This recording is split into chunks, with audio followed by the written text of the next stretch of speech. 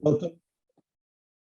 Welcome to the February 17, 2022 meeting of the Town of Concord Historic Districts Commission. The Commission will review 2 continuances and 3 new applications this evening. We will also conduct additional business at the end of the meeting. We're conducting this meeting online in accordance with the Commonwealth of Massachusetts Executive Order, suspending certain provisions of the open meeting law. The public may access these calls through both telephone and video conferencing. Members of the public will have an opportunity to ask questions, provide public comment on applications and discussions following the petitioner's presentation, and questions from the Commission. To do so, please raise your hand in the participant function of the Zoom meeting platform. If you are calling in and cannot use the platform, you may raise your hand by dialing *9. Our host will mute microphones of those not speaking to preserve bandwidth and may need to turn off video, except for the commissioners, the host, and the current applicant. I will call on each commissioner for comments on an application and then open the meeting for public comment. Once there are no more public comments, I will ask for a motion from the Commission to continue, to approve with conditions, or to reject. I will ask for a second and conduct a roll call vote. Because I can't hear. Once the Commission has acted on an application, the applicant is free to leave the meeting. We'll now do a roll call of the members of the Commission, and I go around in my screen. It's Melissa. Can you hear me? Oh, Melissa? did you say Melinda? I'm sorry. Yes, here. Melissa. Dennis Fiore. Here, unmute. Paul Ware. Present, yeah. Henry Moss. Present. Peter Novelli. Here. And I am myself here. The voting members for this meeting will be Dennis Fiore, Peter Novelli, Melinda Shumway, Paul Ware, and myself. At the end of the meeting, we will conduct some additional business and we'll review some of the meetings. So we are going to go to our first applicant, which is a continued public hearing, which is the O'Brien Design Group for 363 Main Street. We had a site visit this morning, which was very helpful, and we express our gratitude for the organizing that. And if you want to add anything to the design, I understand that there were some changes in the sizes of the structures and so forth. If you want to give us a quick summary about it, that would be very helpful. You have to mute yourself.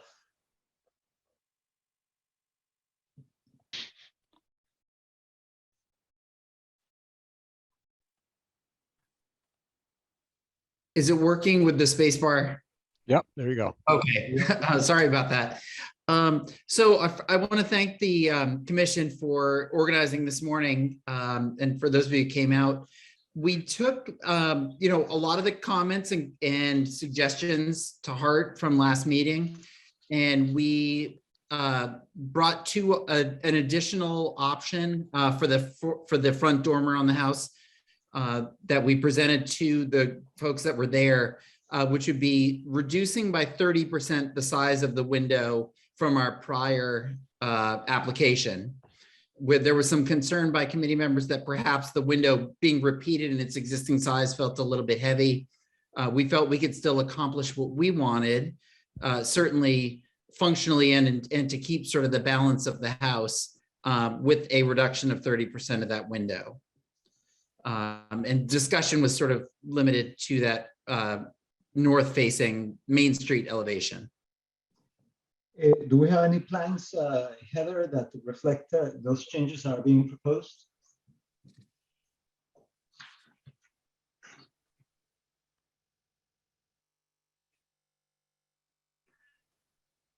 And I understand that the design of the top is the original one, the design of the bottom. The top on your plan shows what we presented last meeting. The full size repeat of the windows below. The lower with these sort of visual, these are scaled proportionally, but they're just for visual reference. The side walls on these dormers obviously will match the house. We just block them in for ease of, visibly seeing it off the roof of the house.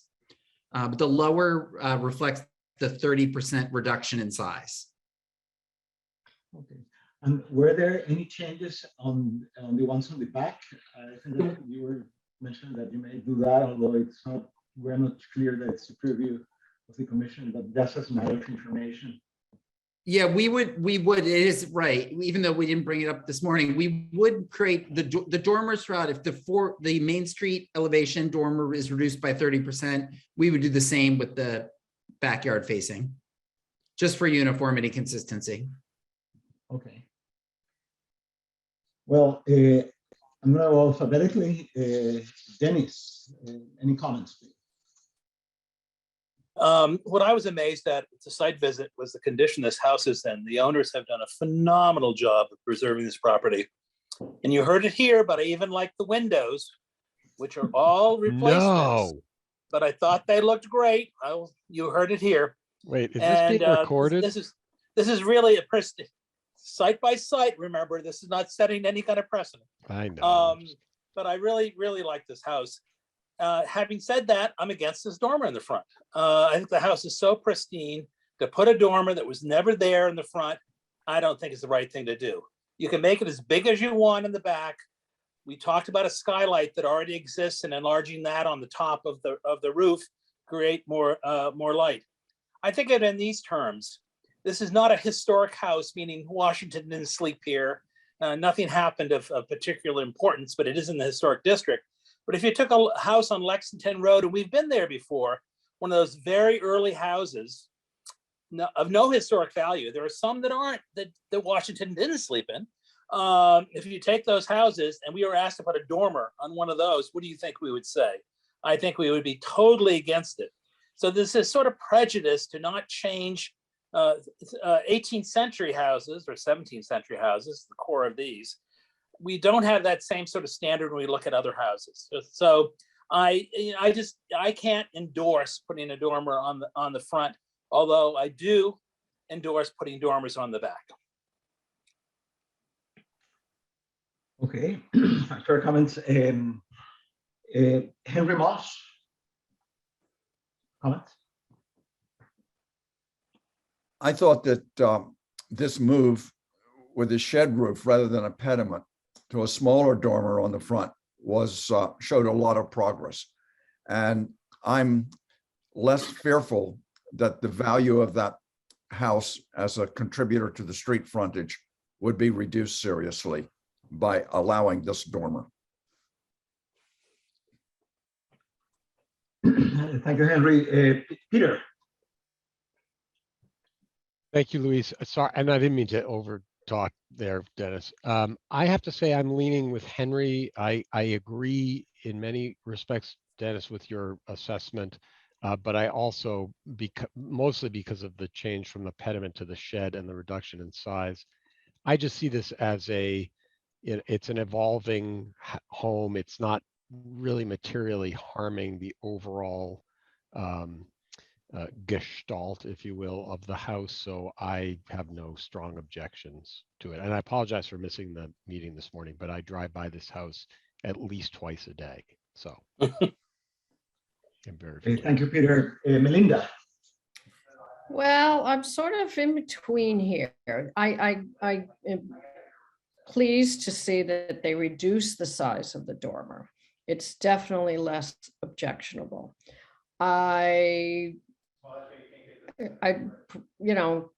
Given my druthers, I'd say it'd be sort of nicer not to have to do it, but I also think it's probably okay to do it.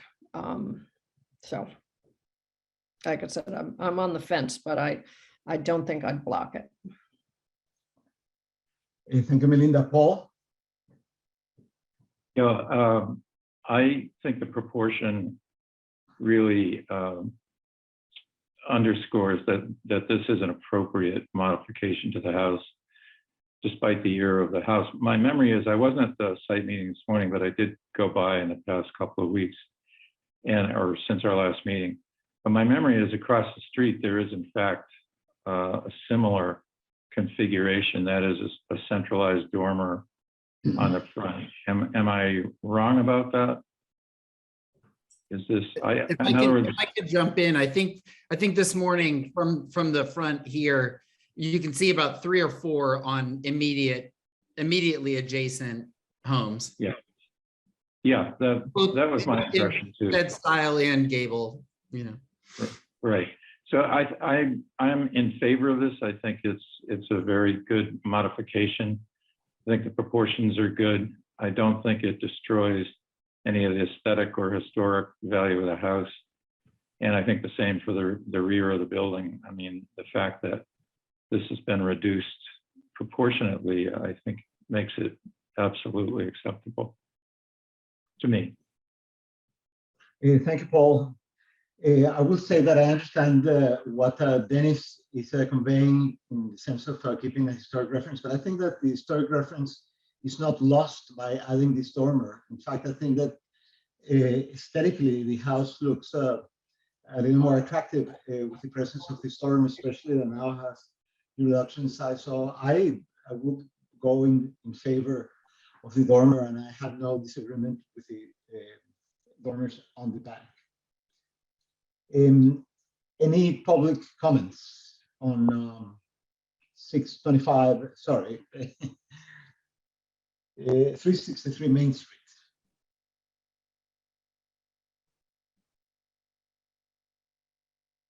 If there are no public comments, then I will ask for a motion from the commission. I will move that the work at 363 Main Street to construct roof dormers on the, I'm not sure of the orientation, so the front and back side of the house, 3 roof dormers, 2/2 windows, 1 on the front of the house, 2 on the rear of the house, is approved as with these modified submitted drawings, which I haven't seen Heather posted yet, but I'm assuming we have them on record. The one caveat I would add in my motion is that we are allowed to see construction drawings of the final size and shape and configuration. And I think we've got all the paint colors and other things submitted already in the original package. Is that correct, Kevin? It's all remaining as existing. Okay. Yep, we're not changing any exterior finishes. So that's my only addition, would be to submit drawings once they're Certainly. And just to speak to that, that was raised last time and I didn't get a chance to respond. It's certainly something that we will be providing. Obviously we'll need to for our building permit, but we wanted to go through the acceptability portion first before having the structural drawings, buying the structural drawings for the correct size. Sure. Thank you. So that'll certainly be part of the public file on this. Thank you for that. Second? There's my motion. I need a second. Second. Okay, either Melinda or Paul are second. Okay, so I'm going to go in alphabetical order backwards. Paul? Aye. Melinda? Aye. Peter? Aye. Henry? Aye. Dennis? No.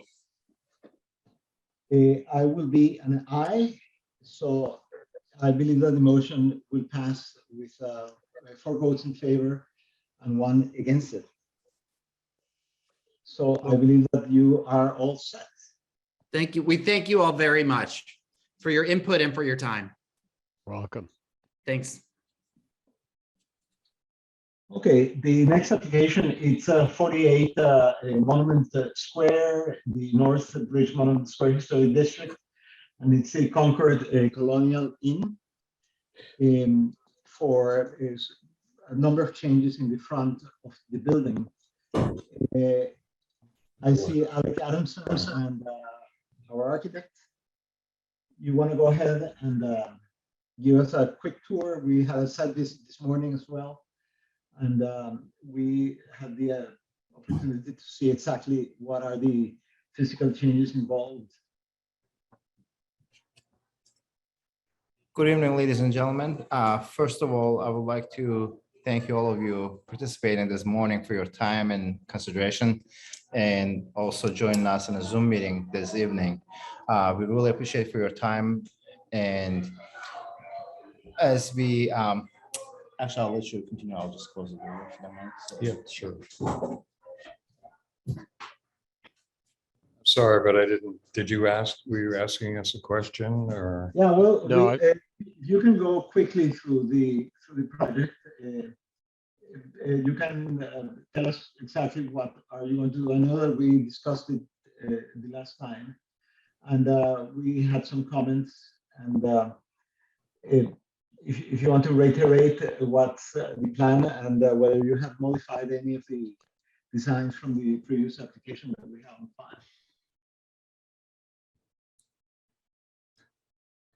Okay, so this morning's meeting, if I'm hearing you right, you want me to sort of give a dialogue of what was said this morning at the meeting. So Well, actually, we want you want to reiterate the bird's eye view of what's the purpose, what you're doing, and what are the principles that you're following. Very quickly, this is not a full presentation. You know, we already had a full presentation last. yeah, Basically, our goal in the project that we submitted is the extension of the porch patio, which is going to cover just the left side of the building. And as we mentioned in the prior meetings, reviewing our pictures that we had from 1920s, that porch part was already there.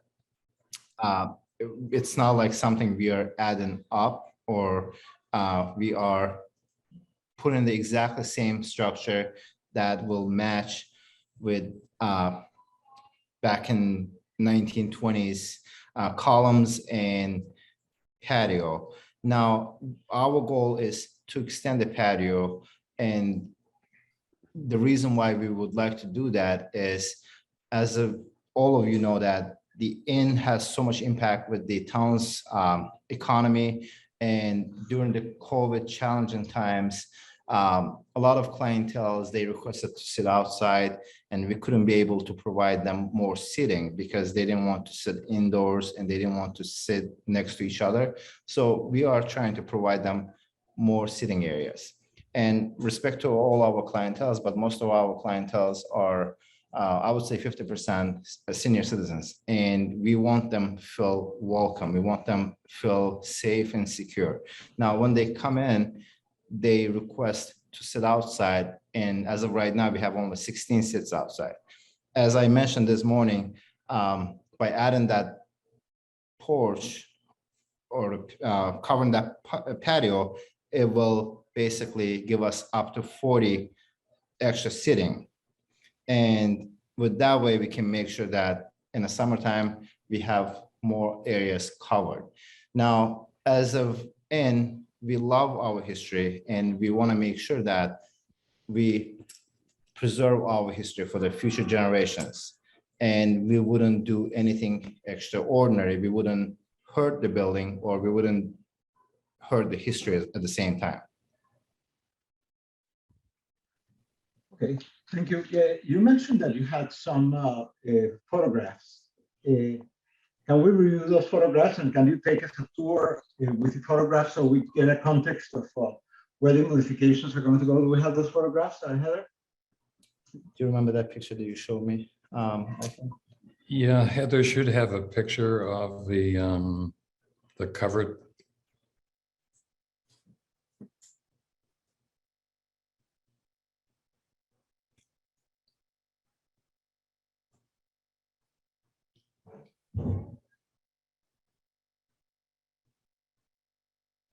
I'm not sure if I have a picture. Historic photos, that would be. There's historic photos here. Yeah.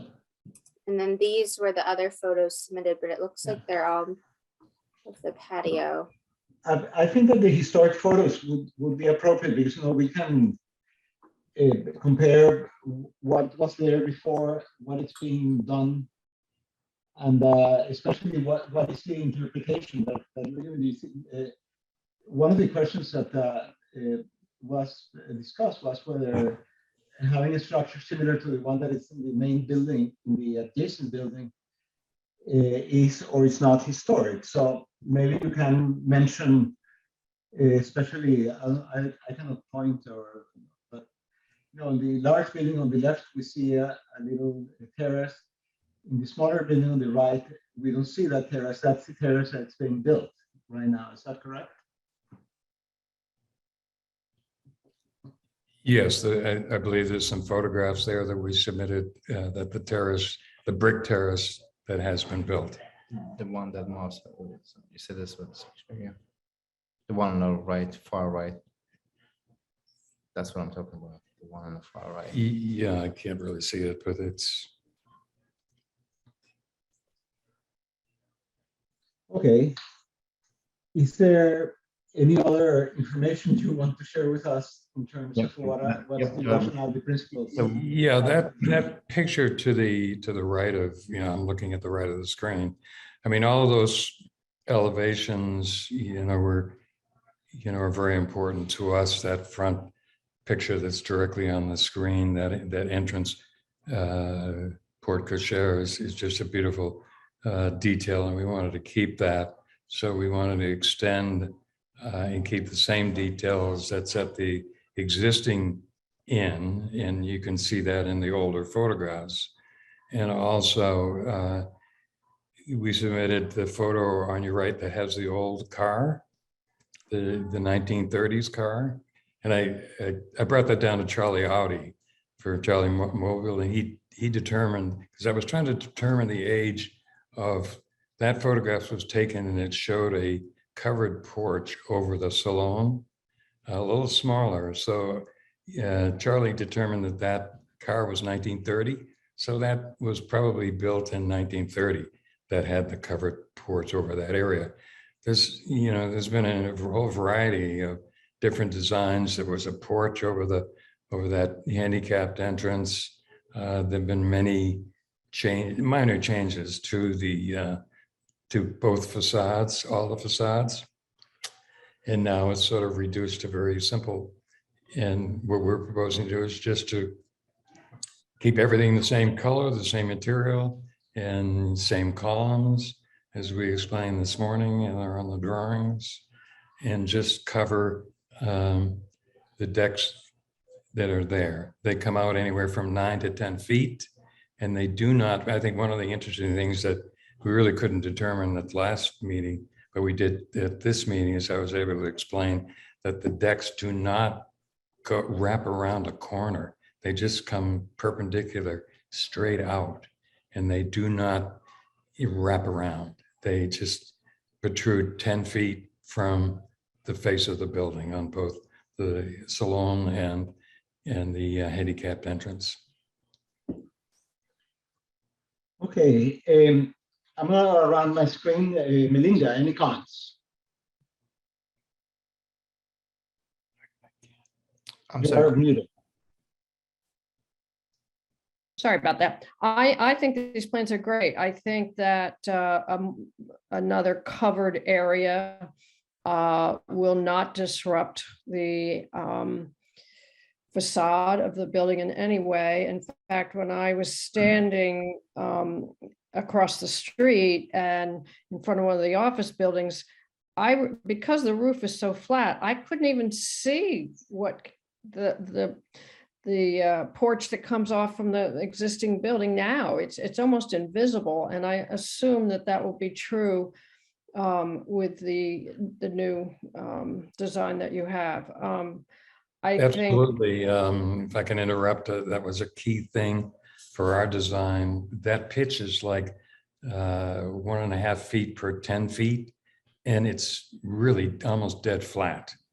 yeah, And when you're walking across the street, as we did over the years, and even as you're walking close to it, it almost disappears. it almost disappears, exactly. And I think it'll be, well, first of all, there's never enough room to for most of the people who want to be there, you got to be there really early in order to get a seat out there. It's very desirable. I think to have a little more space will be terrific.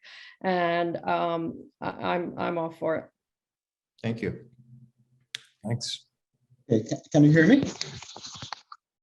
You cannot hear me. Oh gosh, we're in trouble. No, we can hear you. Yeah, we We can can hear you. Oh, can hear you. excellent. All right, So Dennis, better, thank you. comments. I need one more run through on what you're doing very quickly. I just heard you say that you have 16 spots now and you want to go to 40. And I didn't see room for 40 spots out here. So I just need to, I'm not understanding where all those spots are coming from. Sure, I said up to 40, and I didn't say exactly 40. So basically, we already have 16 seats covered. Now, if we add, So the if- 16 under the current colonnade, right, on the right. correct, Yes. correct. And if we add left side of the building, that will add up to 40, but that's not necessarily 40. Now, when I say up to 40, I want to be realistic, and I want to add the areas that will cover with the umbrella. There's an open space. There's still going to be open space, and if we add those seats there, that will bring up to 40. On the brick patio, I think you're talking Correct. about. Yep, yeah. that's, yep. It's So how not- many seats do you anticipate if we covered both sides of the left side? How many new seats would you be able to get out there? Well, realistically speaking, just that side will be probably 20, 24.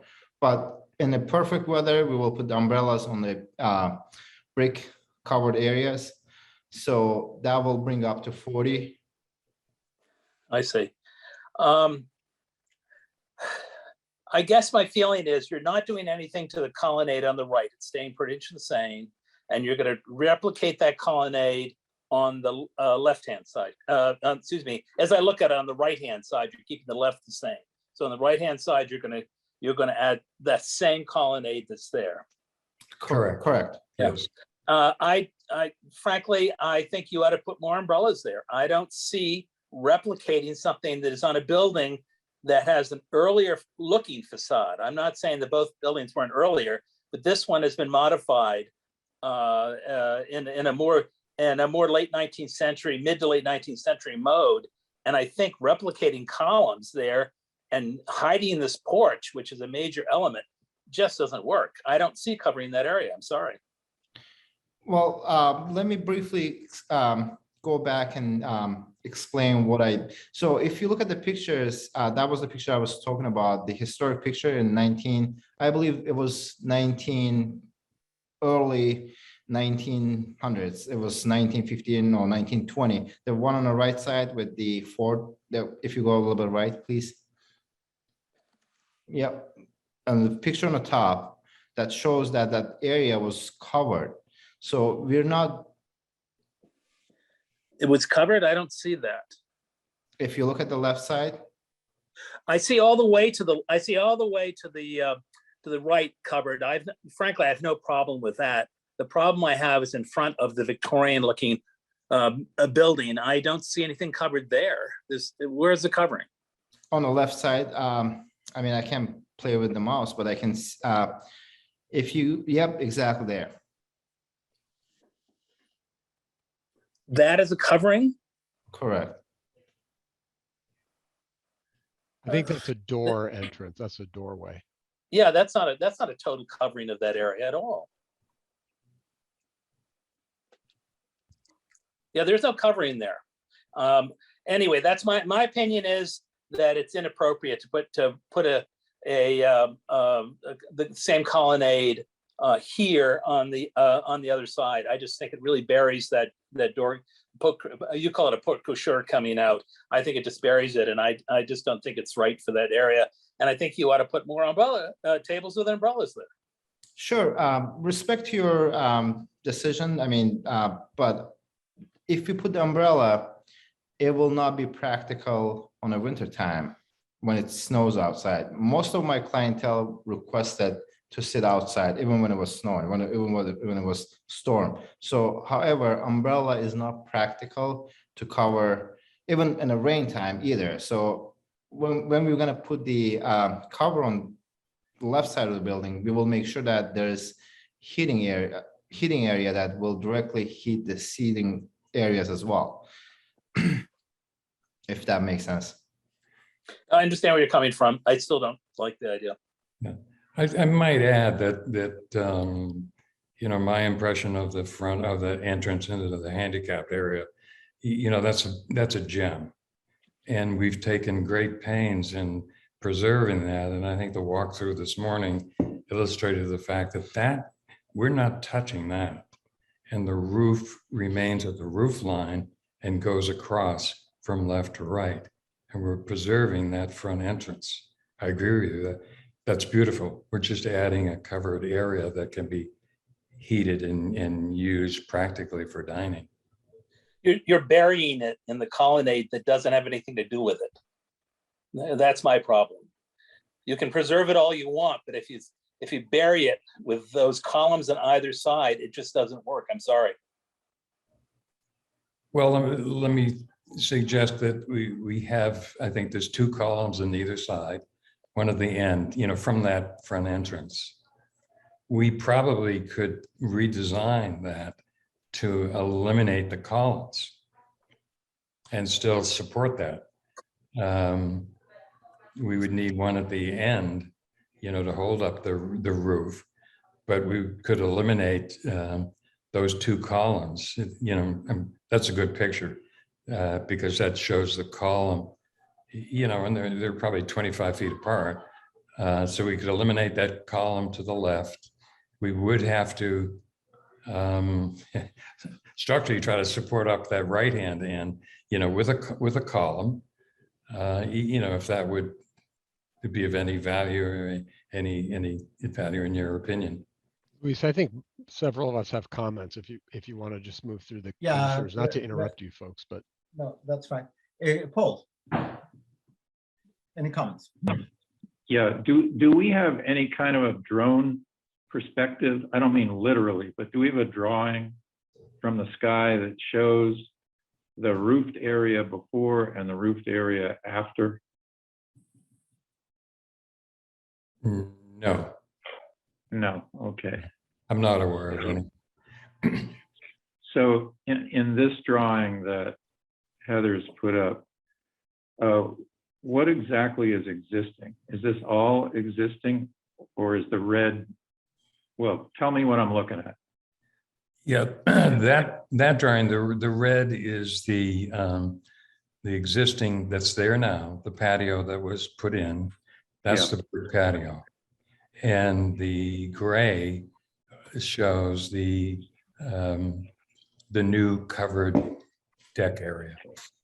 Okay, but is all of that new, quote, new covered deck area literally new? There is no roof, whatever, no roof overhang or anything over that area? Because I thought part of it was covered.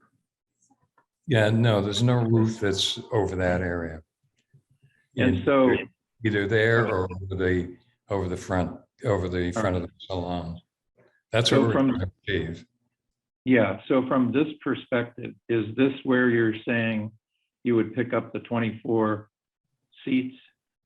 Correct. That's the area that, correct. Up to 40, but that's the total of max. That includes umbrellas out on the brick area or not? That includes the left side. Again, I didn't put the umbrella number because umbrella is not practical. Understood. It's not safe either. How many just in here, in there? Well, realistically, in that part, I can put up to 12 to 16. That's the realistic, but. What are you calling that part? All of the gray? Correct. That's left to right, everything, or just in the center where you're circling? well, the circle that you are circling right now, that is the area that we can do 12, 16. Okay. What about in front of the salon?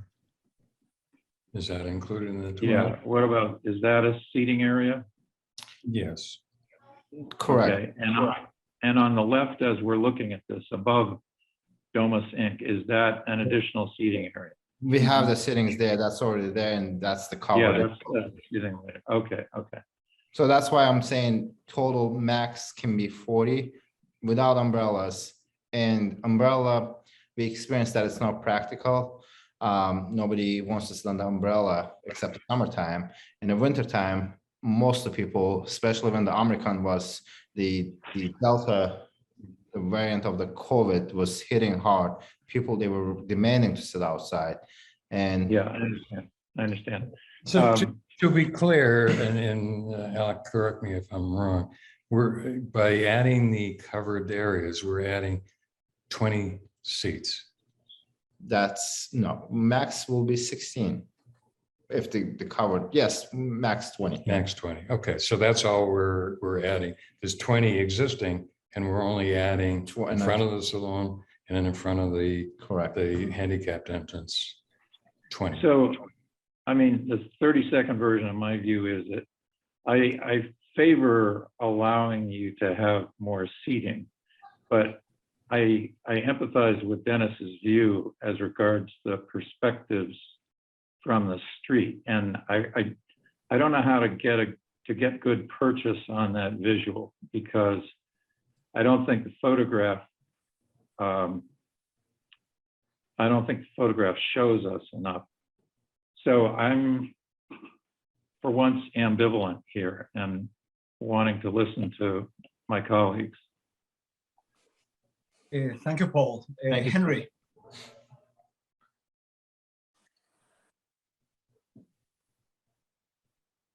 While we're looking at this in plan, and I want to make sure that all my colleagues understand that everything that is gray is not necessarily covered. For example, exactly. Yep, exactly. That is not covered. Correct. If you could go back, Heather, if you could go back to the photograph, perhaps the one with the cars. Thank you. I would like to start by saying how much I think the lighting and the outdoor seating of umbrellas, however precariously they're interwoven with the existing landscape, have contributed wonderfully to the feeling of this end of Monument Square. So I like the idea of your having a more active street frontage. I'm not convinced that having elderly people dining outdoors in a blizzard is a good idea, or necessarily something that the Historic District Commission should be commenting upon. The reason I wanted this picture up is because I think it's very important to note how the house comes all the way down to the ground. It is uninterrupted. It has pilasters. It has, yes, it had a little covering over the door to the far left, but the porch, odd as it is, as a 19th century gesture, stands out and stands out well. And to the right of that building, as you turn the corner, the pilasters are very architectural. They come all the way to the ground. So when you hit a 1970 hair salon addition, I think you could do all kinds of things in front of that, as long as the building in between the main sort of Victorian house is allowed to come all the way to the ground without a new roof in there to interrupt that. And the elevation, if you look at it flat on as a drawing, suggests that it's not going to be an interruption. But you are, as three people have already said, you're going to lose the porch as a physical element. And if you bring that all the way to the ground, I like this photograph because it shows a very simple landscape solution that makes all of that area out to the street much more navigable to people than it is today, with its very complicated changes in level, steps, and bricks weaving in and out around little trees. So I do think that there are options for you to do what Dennis described as adding umbrellas to really expand the amount of seating, although that won't work in the dead of winter.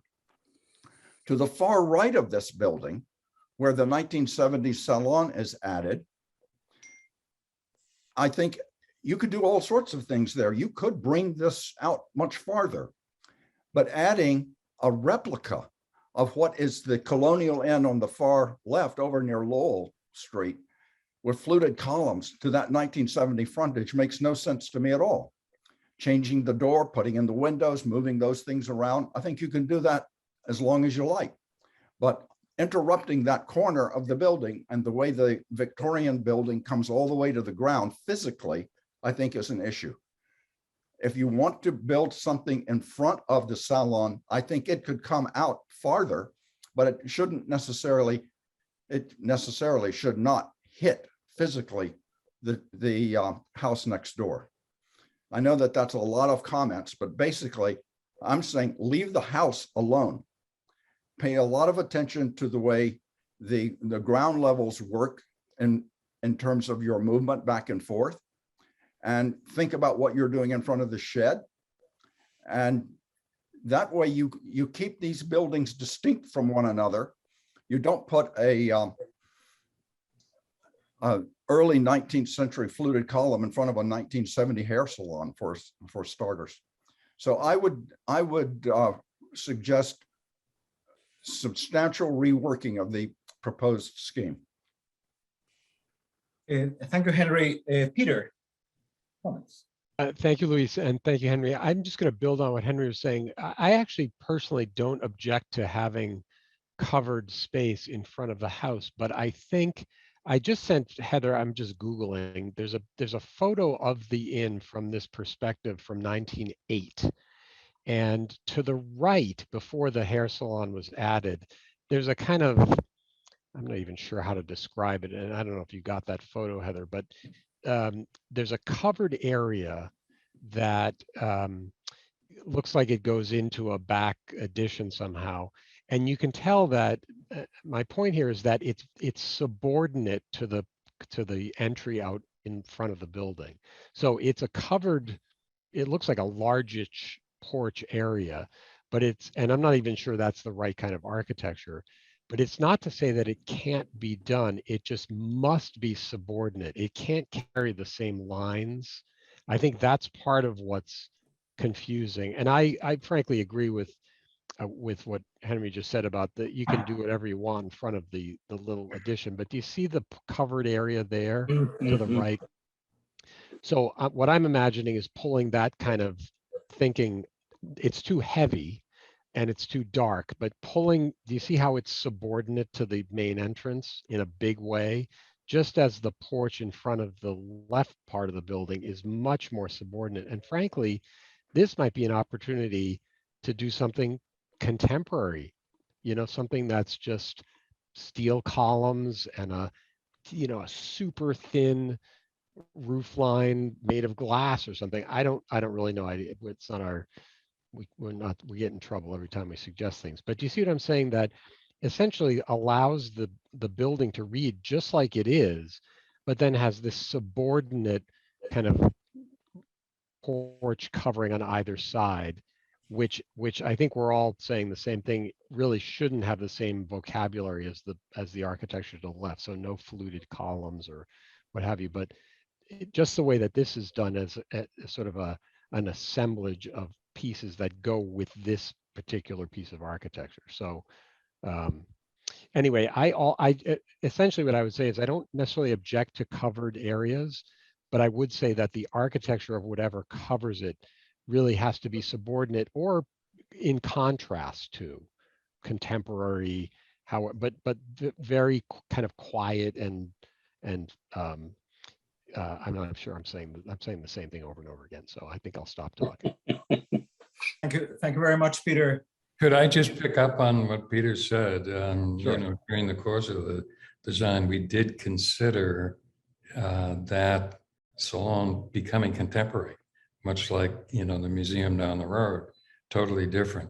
If that was, if we go back to our old sketches, if we did something contemporary on that,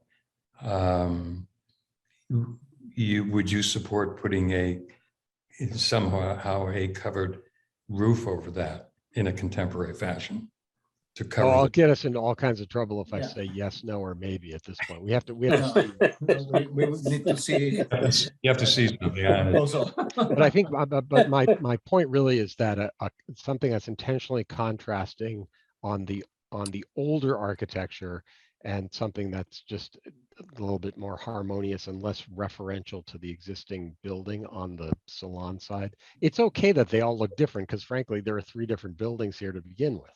So they really shouldn't be continuous. Even if the seating is continuous, that's different.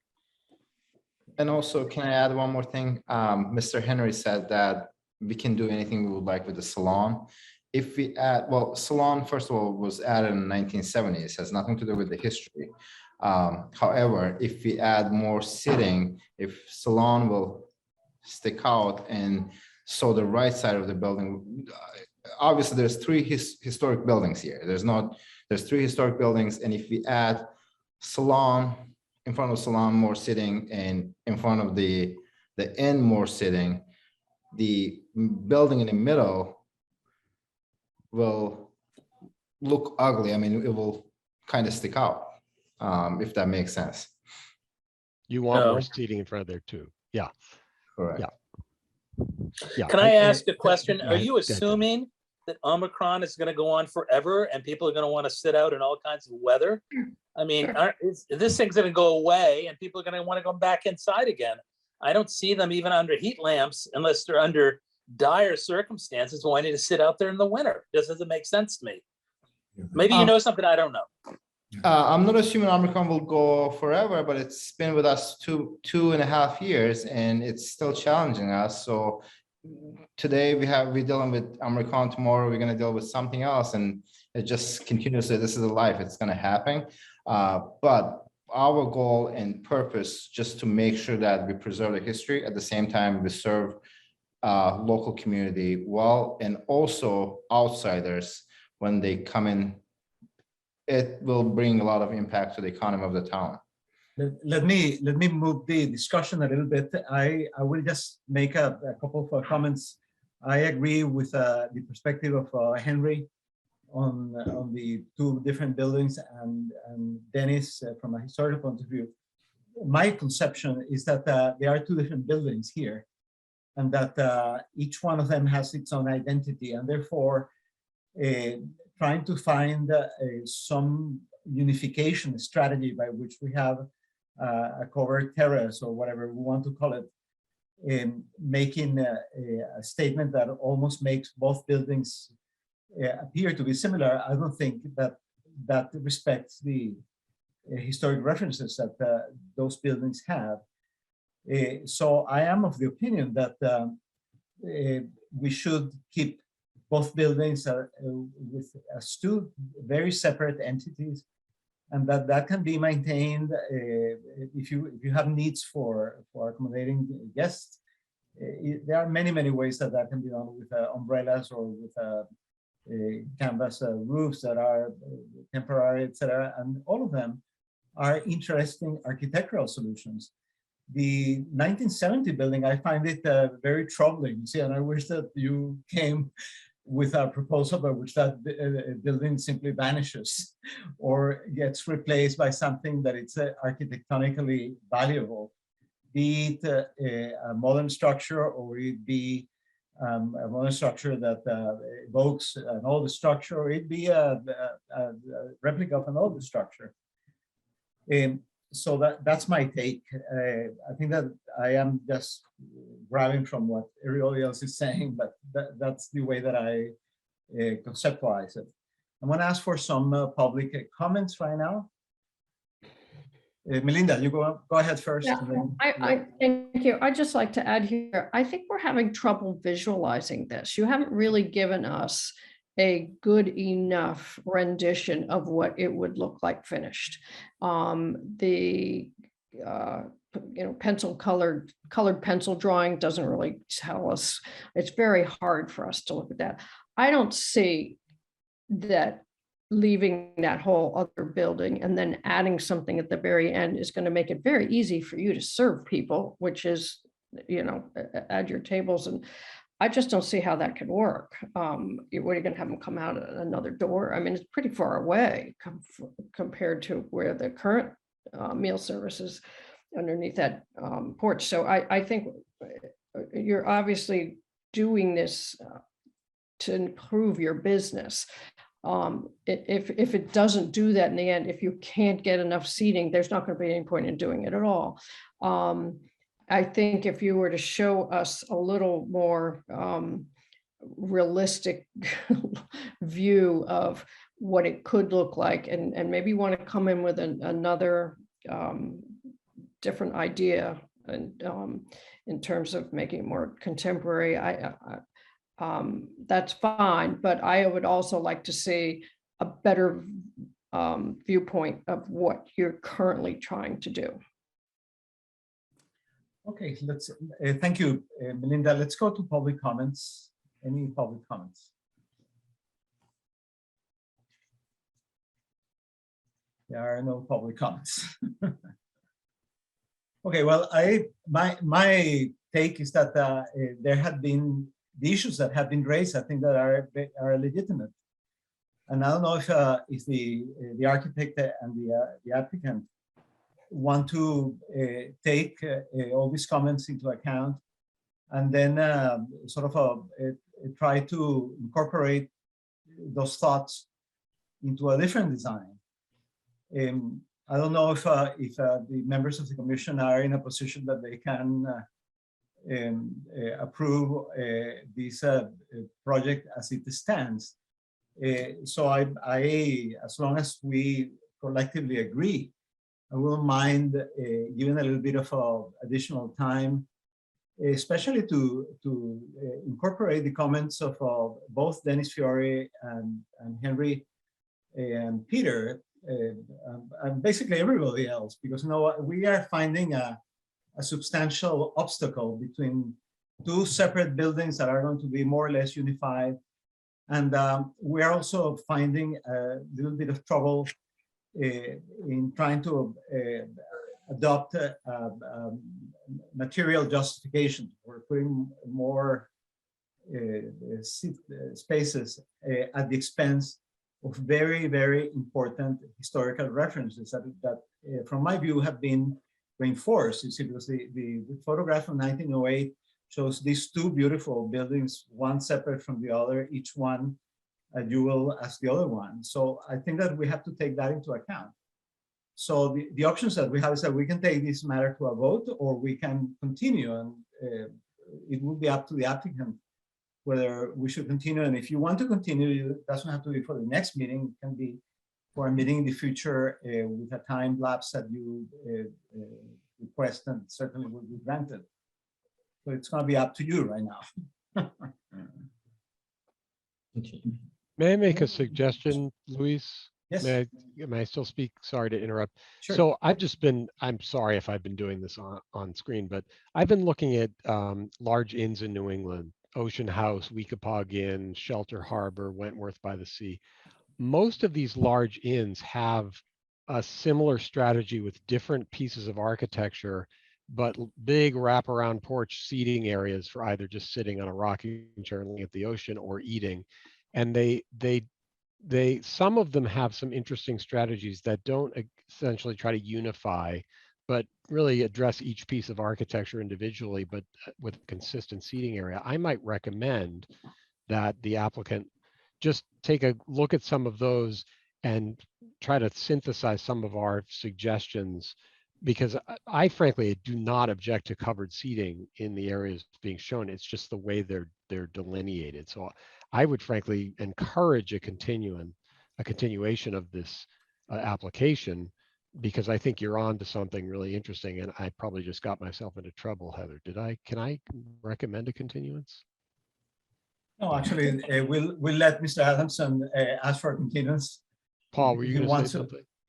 Yeah, no, I wasn't going to say anything. I was going to move that we continue the matter to such date as the applicant wishes within reason. Well, no, we need to continue it to a specific date. Well, I know, but he can identify the date, is all I mean. So our next meeting is March Our next meeting is March 16th. And then after that, the next meeting is April 7th or April 21st. Well, I'll ask Mr. Adamson whether he would be willing to continue the application to the dates mentioned, 16 the dates in April. And which date would he want and whether that is agreeable to him. The other options that we asked for a vote. For now. Sure.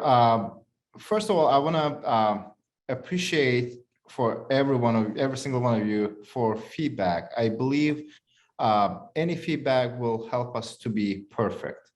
And we take feedbacks very seriously, and we want to improve. The same strategy that we have for a customer service, we have the same strategy for the historic part of the inn as well. So any feedback is welcome, and we take that feedback professionally, and we will work on it. And based on that, we would like to take the continuous, obviously. And I'm sorry, what was your voice was breaking up. What was the options, the dates that we had? The next meeting is March 16th. And then following that, we have April 7th or April 21st. March gives us a month. March 16 should be fine, I believe. Yeah. March 16 will be fine, I believe. And we will get more prepared for that and make sure that you have more pictures so you can visualize more what we're willing to do. Thank you, Alec. Well, I will move then that we continue the application for 48 Monument Square to our meeting on March 16th. And I'll second it. Okay, Dennis. Yes. Henry. Aye. Peter. Aye. Melinda. Aye. Paul. Aye. And I'm an aye. So Thank you we'll all. see you in about a month. Thank you so very much. Thank you very much. Thank you for your input. Appreciate it. You bet. Okay, so we are going to continue to the next application, which I cannot see because my, okay. Which will be 295 Barretts Mill Road. To install a direct vent for a gas fireplace. Is the applicant here?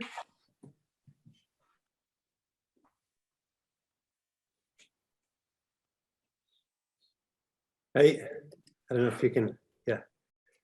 I'm representing Renata Gunderman, the owner of the property. I'm her general contractor. She didn't want to risk the Zoom phone call to Amtrak's Wi-Fi, so she asked me to attend in her place. And I believe along with the application, she submitted the specifications for the fireplace she intends to install. And I also understand after reading the paperwork that there's one condition still to satisfy on the previous special permit. And of course, we've made a provision for that going forward. Okay, Heather, do we have any plans or any photos that we can see?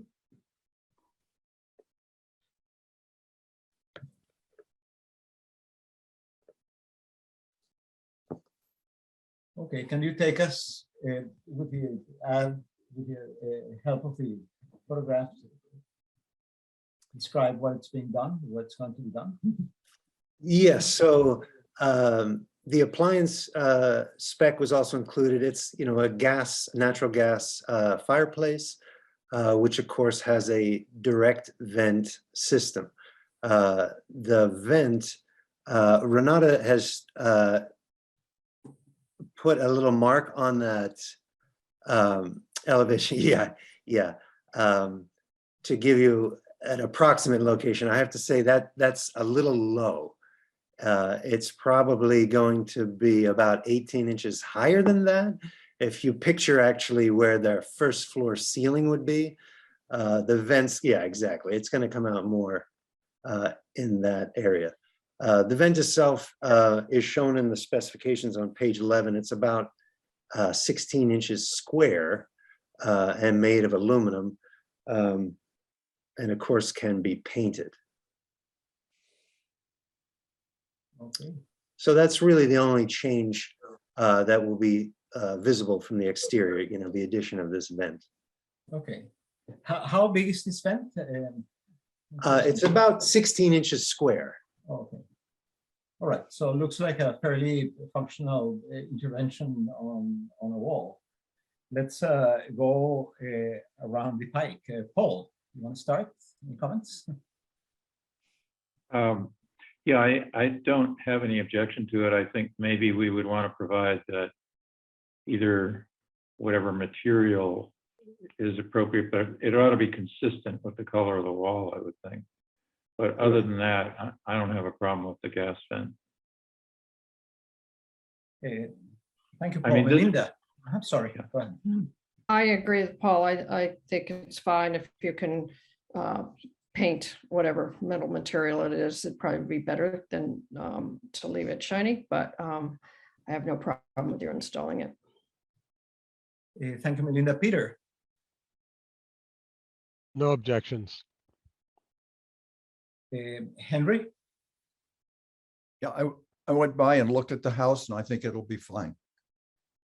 and Dennis. Fine with me, as long as it's painted to match the house, I think it's great.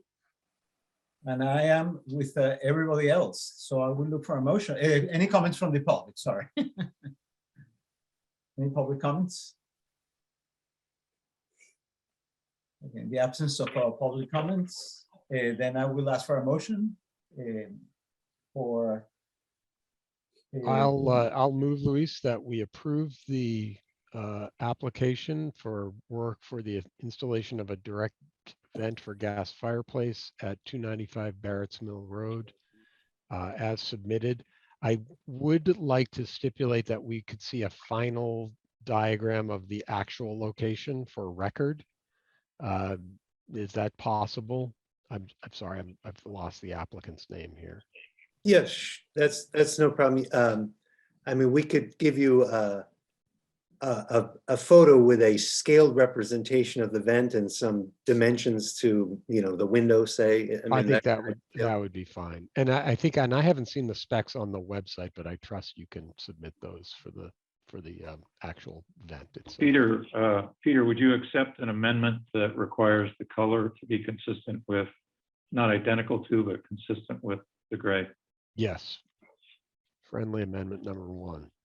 Okay, so we need a second. I'll second it. Okay, so Dennis, you voted yes. Aye, Henry? yes. Aye. Peter, Yes, aye. Melinda, Aye. Paul, Aye. and I am an aye. So we're all set, and you have to check with Heather to supply all the specs as have been discussed, especially the color chips and the paints and things of that sort. Understood. Yeah. Okay. Thank you. very much. Okay. Thank you. Thank you. The next application is 77-107 Lower Road, Main Street Historic District, to install Signage. And this is Millbrook Terry Condo Association. Luis, you skipped You one, skipped 23 I'm Monument. sorry. I'm Yeah, sorry, it's Richard Bird, 23 Monument. I'm going too fast. I apologize. 23 Monument Street to install Signage. Anybody here from 23 Monument? This is the Colwell banker. Hello, I'm here. Hello. Can you see me? Yes. We can hear you. We can hear Can you you. hear me? Yeah, I raised my hand, but my name is Vicky Ashmead.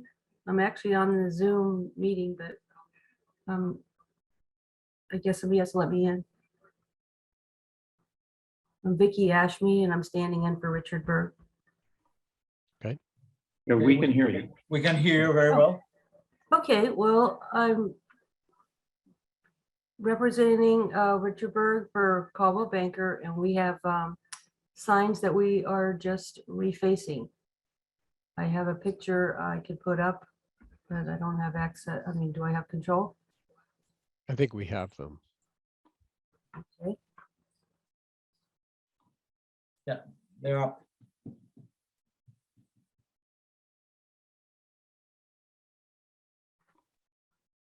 Can you see our screen, Vicky? Yes, I can. Because we have the signs up if you want to comment on them. And it says Okay, where they're gonna go so- and materials and things like that. Yes, thank you. So basically sign A here is, it shows the existing. We're just changing the hanging portion.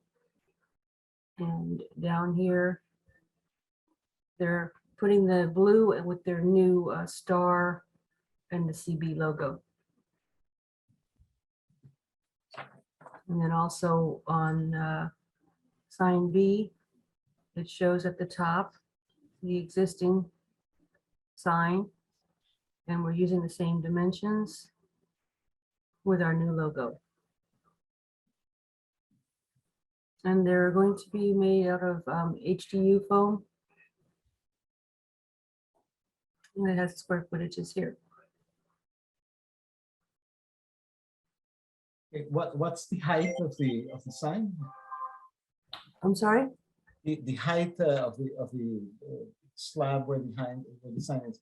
It's 11 inches. 11 inches by 120. 11 inches high.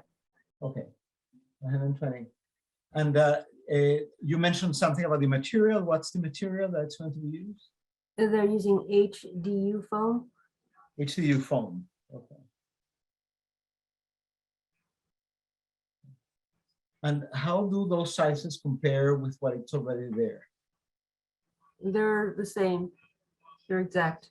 They're exactly the same, including the square ones, yeah, and the rectangular one on the front. I'm sorry? All the signs, including the rectangular ones and the long rectangular one and the one that is squared, are exactly the same dimensions as the existing ones. Is that Yes. correct? Okay. So the only thing that's really changing, it's the lettering and the style of the sign, correct? Correct. Okay. I'm going to go around and ask for any comments. Melinda.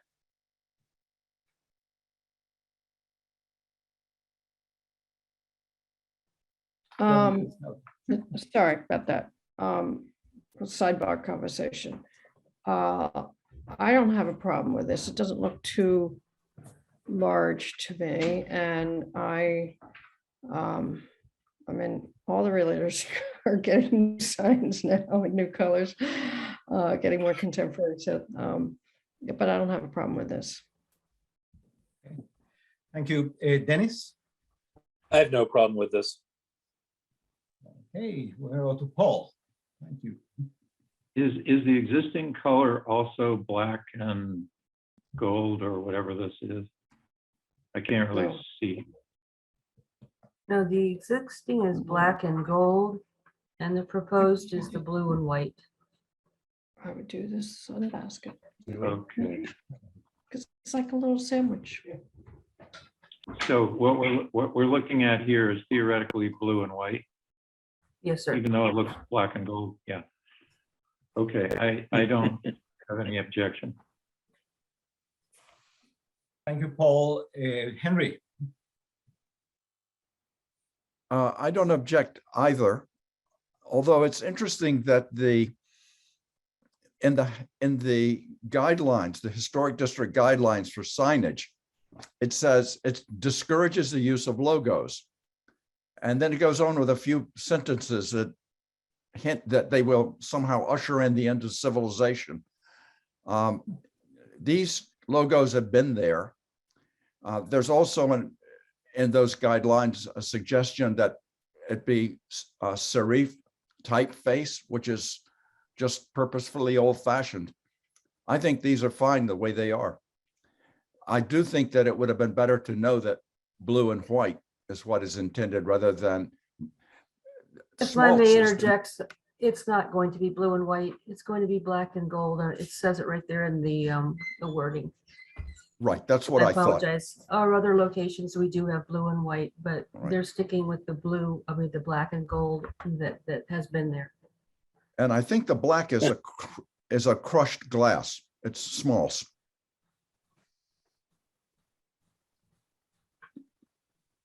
And That's is that a also que- in the legend underneath. Anyway, I don't object at all. Thank you, Henry. Peter?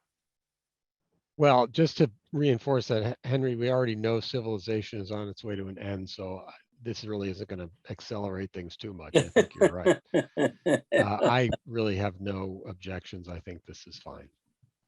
And before civilization ends, I will rush to say that I have no objections. So any public comments? If there are no public comments, then I will ask for a motion on 23 Monument Street.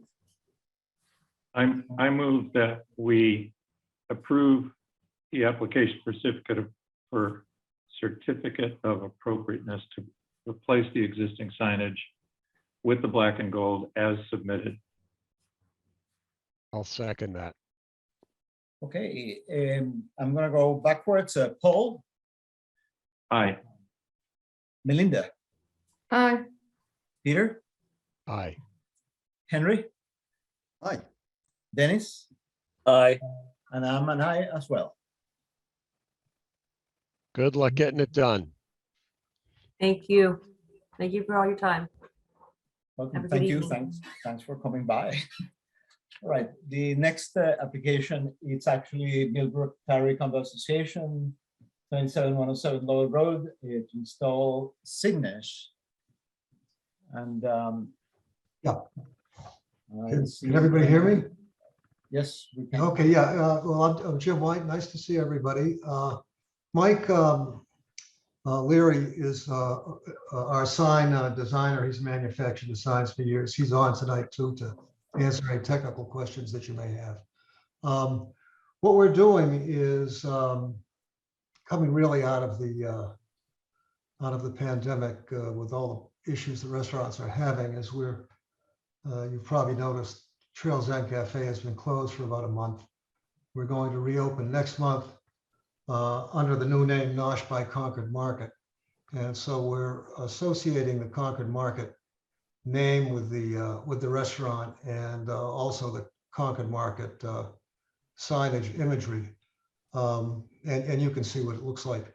The locations of the signs are exactly where they are now.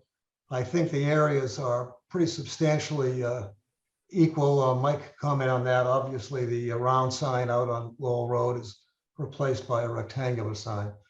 But you can see on these pylon signs, the sign replacing the Trails End Cafe sign is basically the same sign with different wording.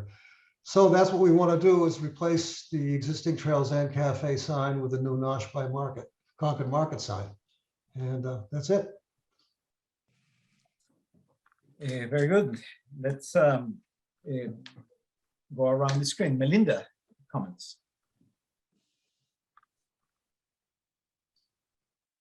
You are muted. Melinda, you are muted. Sorry. I think it's fine. It's a very modest change and I don't think there's anything objectionable about it. Oh, here, I hadn't seen these before, these Nosh. I've got to look at dimensions before I.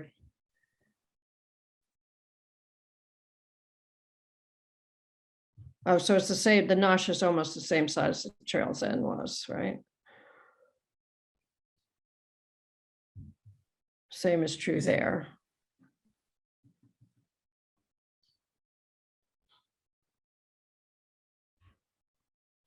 Terry. Okay. Oh, existing and proposed. So that's a wash. Okay. The one place, could you just back up a second where you were when I saw the very first Nosh sign? Keep going, keep going. A little more. The one that's on the street.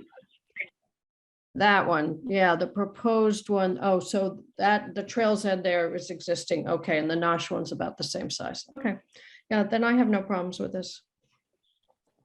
Thank you, Melinda. Dennis, No problems, fine with me. Paul, thanks, Paul. Yeah, ever willing to display my ignorance where others are not. What is a nosh? Nosh means to sort of eat or nibble at. It's a colloquialism. So you mean like Peter does during the meetings and just Yes. nibbling? Have you Yeah, ever been to New that's York it. City? I gotta Yeah. take you to it. There are a couple of You deli nosh at places a in New York. deli. Right. Ah, right. I I'm gonna see, take you I to see, deli in okay. New York.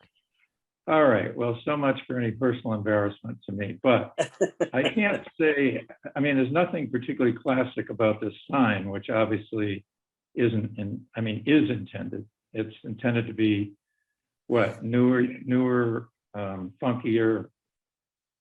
I don't like it, but that's probably not a reason to deny it. What's the concept here? Educate me. Well, it really is building on a Concord Market sign. If you look at the Yeah. it's the same signage for Concord Market and the words Concord Market. And so we're trying to create a brand, and that's the reason for it. And frankly, it's a little more modern than some of the other signage in town, but it's like Concord Market.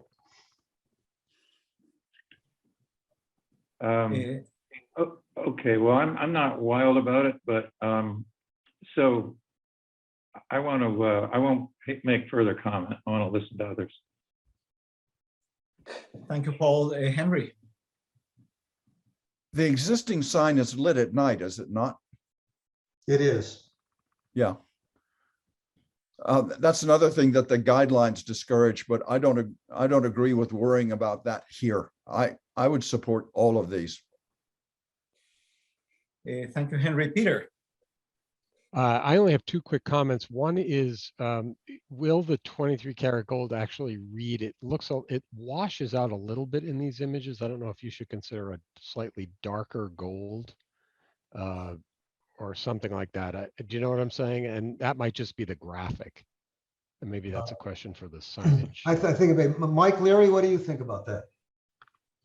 Yeah, pretty much it's trying to emulate gold leaf in a graphic, and there's just no way to do that. So it's kind of a twist on it with a little gradient shine coming off from it, so to speak.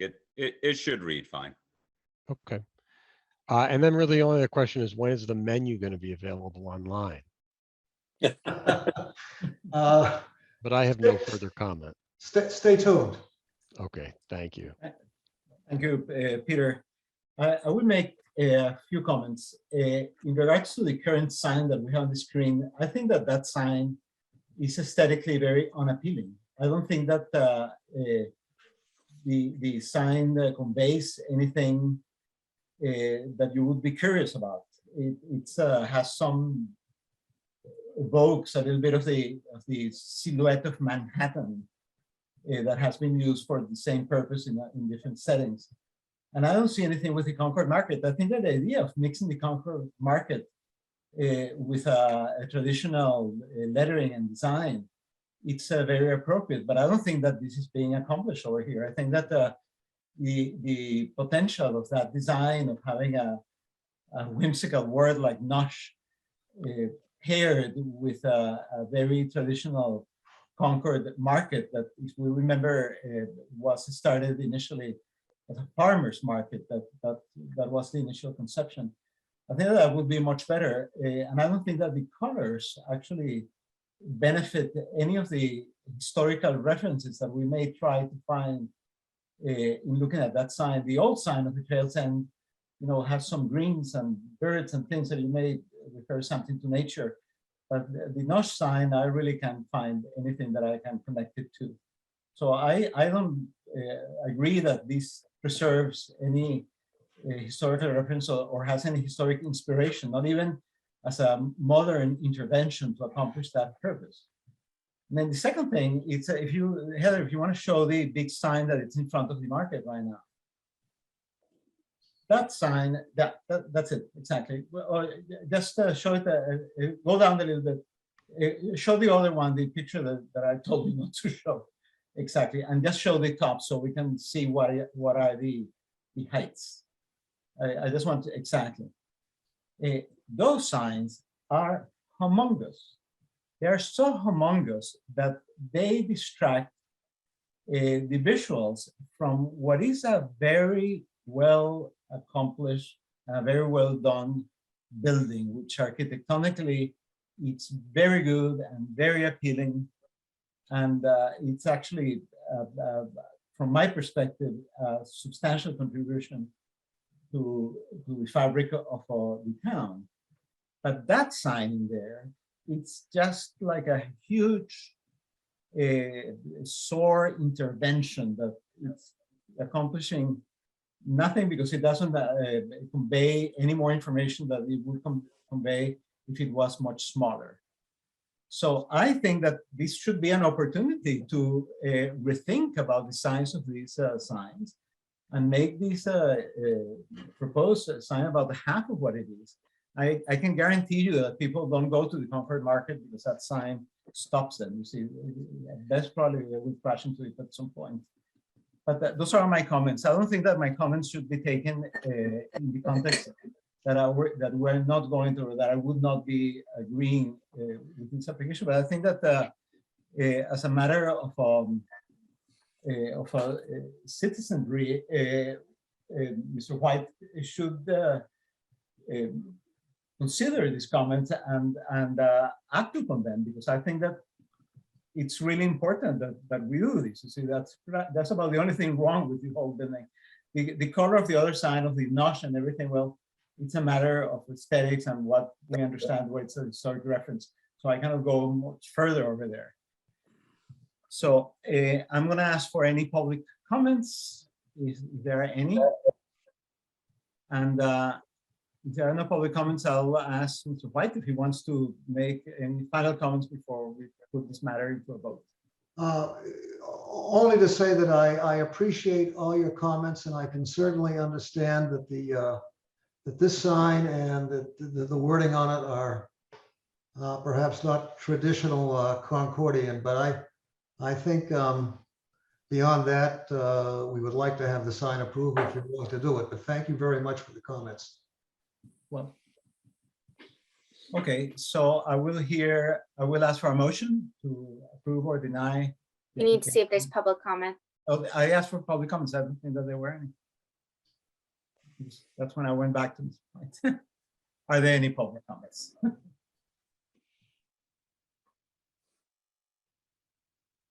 Okay, so let's hear a motion.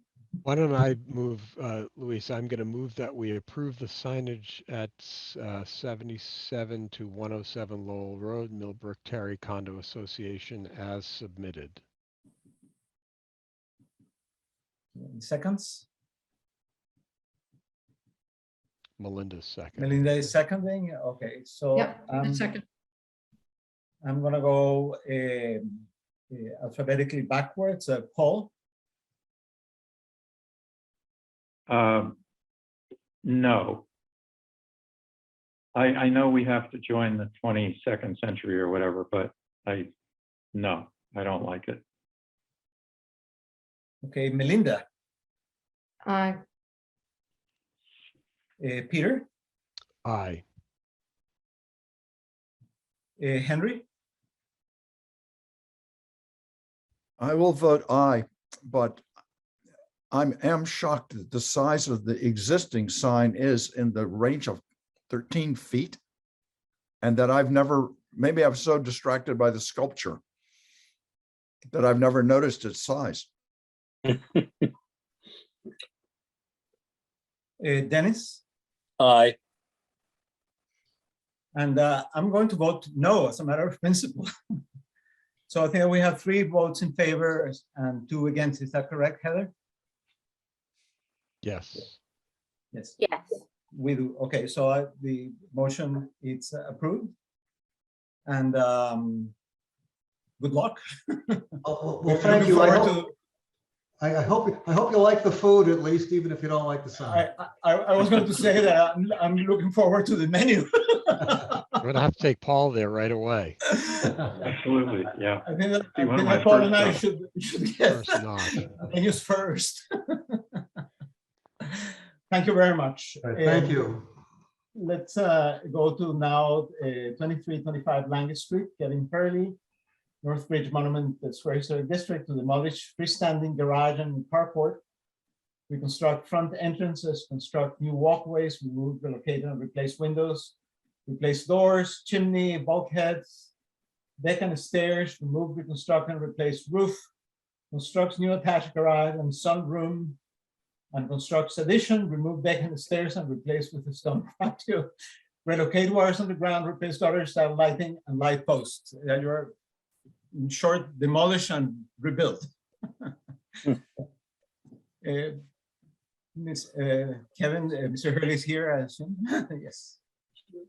So my name's Kevin Hurley. Good evening to all of you. I believe that Ben Nickerson is also on this. Ben Nickerson is the project architect. The current building at 2325 Lang Street is a duplex. The frontmost portion of the building is known as 25 Lang Street. That was built in 1920 as a church. The rear portion of the building, known as 23 Lang Street, was built as an addition to the church in 1955. In 1976, the Board of Appeals granted a special permit to use the building as a two-family house. And in 2005, the freestanding garage and the carport were constructed.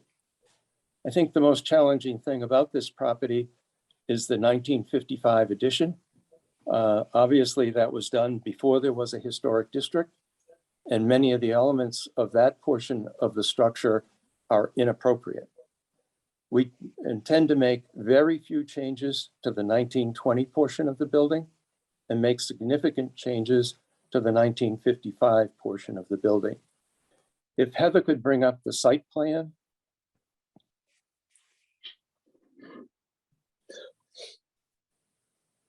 This site plan, and I'll just give you an overview of the major points, and then I'll ask Ben to walk us through the architecture. But this particular site plan shows that we're going to remove the freestanding garage, which is outlined in red at the left rear portion of the property.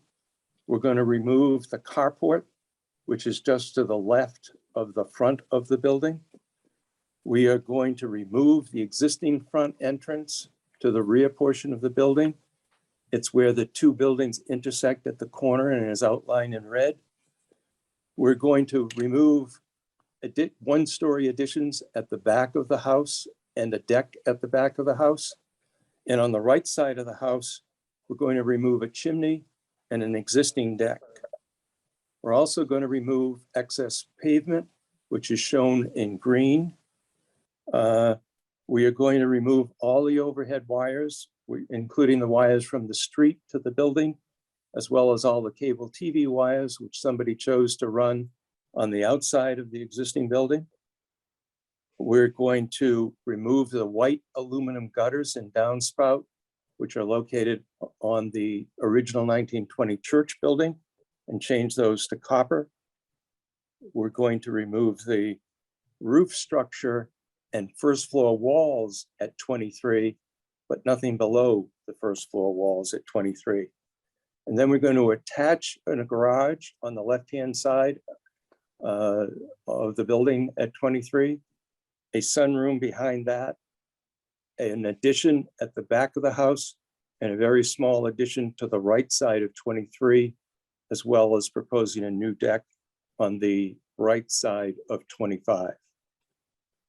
At this point, I think I'd like Ben Nickerson to just discuss the architectural elements if Ben is on. Thanks, Kevin. I think that Bill, Ben is on. I think he's muted.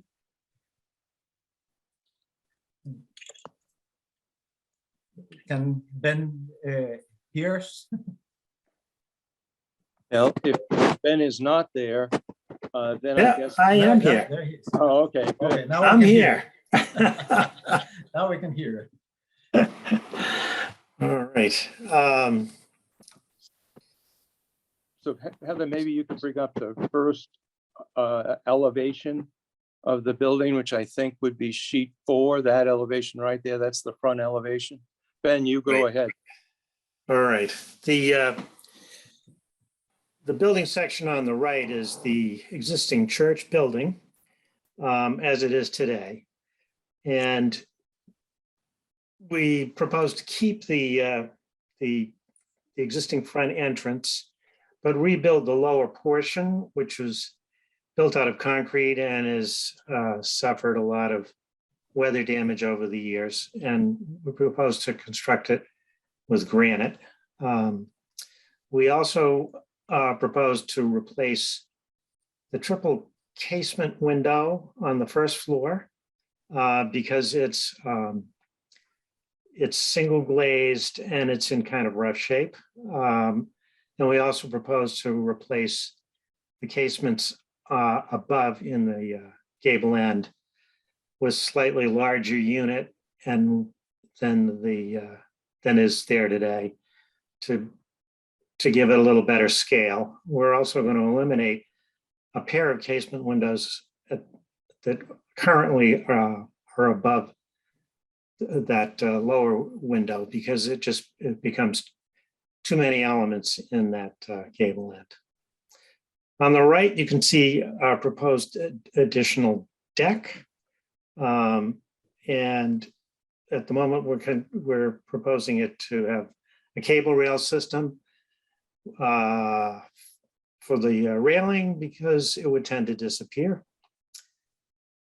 On the left-hand side is the existing 23 building, which we are reconstructing from the first floor up. We're constructing an entrance that would replicate the same kind of details that are found on the existing entrance to 25. To the left, you can see the garage door of the proposed addition for the single car garage. We're also proposing to eliminate the existing roof on the 1955 section in the back is about a 6.5 pitch roof. And we're proposing a roof that has the same pitch as the existing church building. I think if we go to the next slide, the next elevation, this is the elevation that is away from Monument Street.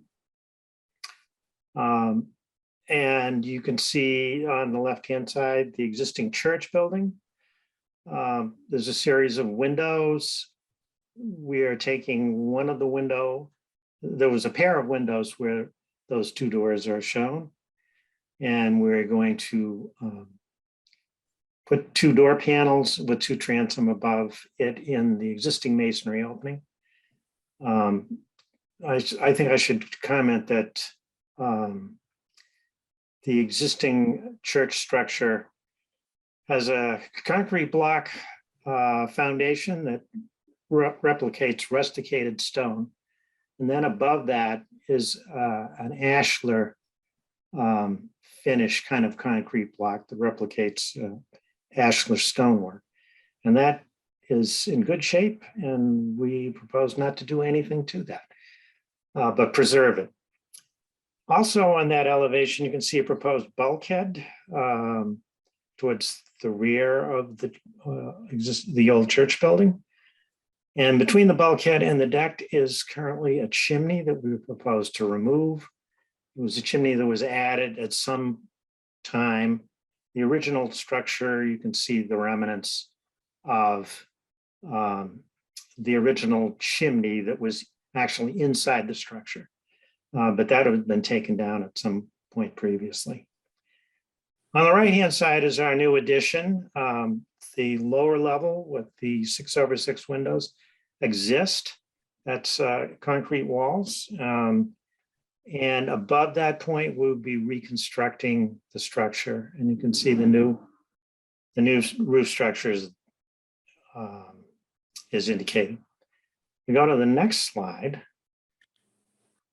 This is the elevation on the opposite side, the side closer to Monument Street. To the right is the existing church building. We're making no changes to that elevation. But to the right of that, you can see the new proposed changes for the 1955 edition. We're using the same roof pitch as the existing church structure. And we've tried to step the structure down on this elevation, as it can be seen. It can be glimpsed from Monument Street. And so the garage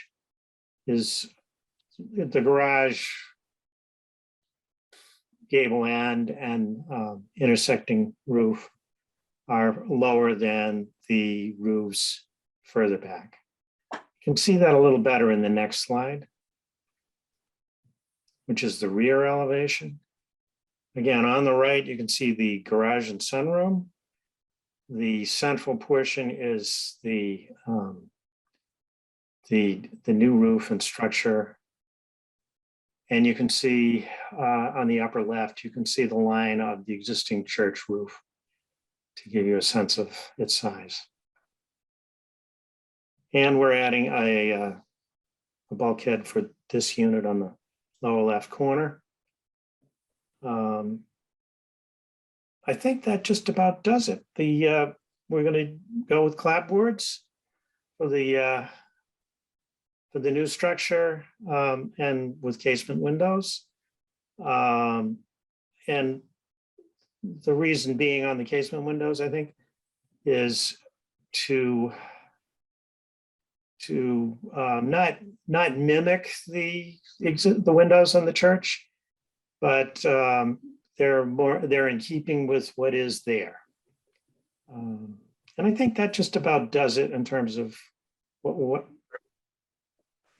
we can see from the exterior of the building. Thanks very much, Ben. Before we make some comments, it's perfectly clear that we're going to need to have a site visit for this application, which would happen. You said that the next meeting would be March 16th, Heather? Yeah, March 16th. It's actually a Wednesday. Our meetings schedule for March is kind of thrown off because of public hearings for town meeting. So we are meeting once in the month of March, and it is a Wednesday meeting. Okay. Do you think that it would be possible for you be there on March 16th at 8 a.m. in the morning on a Wednesday? This is Kevin Hurley speaking. I cannot be there on the 16th. I am leaving town on the 15th. We'll attend the meeting virtually, but I'm wondering if there's any date before the 15th that the commission could meet at the site. I think a site meeting is a good idea. Yeah, I would leave that to the discretion of the commissioners, whether they want to collectively commit to another time, assuming that that is appropriate from town regulations. Yeah, that's fine, as long as we identify a date tonight that we're meeting and we can post it in time. So should we shoot for Monday, the 14th? Is that a good day? Any objections to having a site visit at 8 a.m. in the morning, Monday, the 14th of March? I will not make that date, Luis, okay, but that's okay. All right, well, then let's keep going backwards, because I don't see any reason why, I think that site visit is important as long as a lot of people. Well, I'm actually out of town until the 14th, so until the 14th.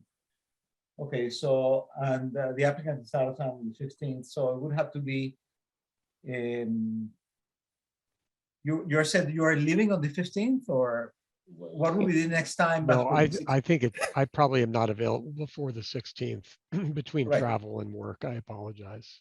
No, but I For mean. a site visit at least. Yeah. I mean, Mr. Hurley, are you available after the 16th at when? You also said you are leaving on the 15th. Yes, I don't return until the end of March. I am available on the 14th. I suggest Okay. you all go ahead without me, Luis. Yeah, yeah, I think that that's, I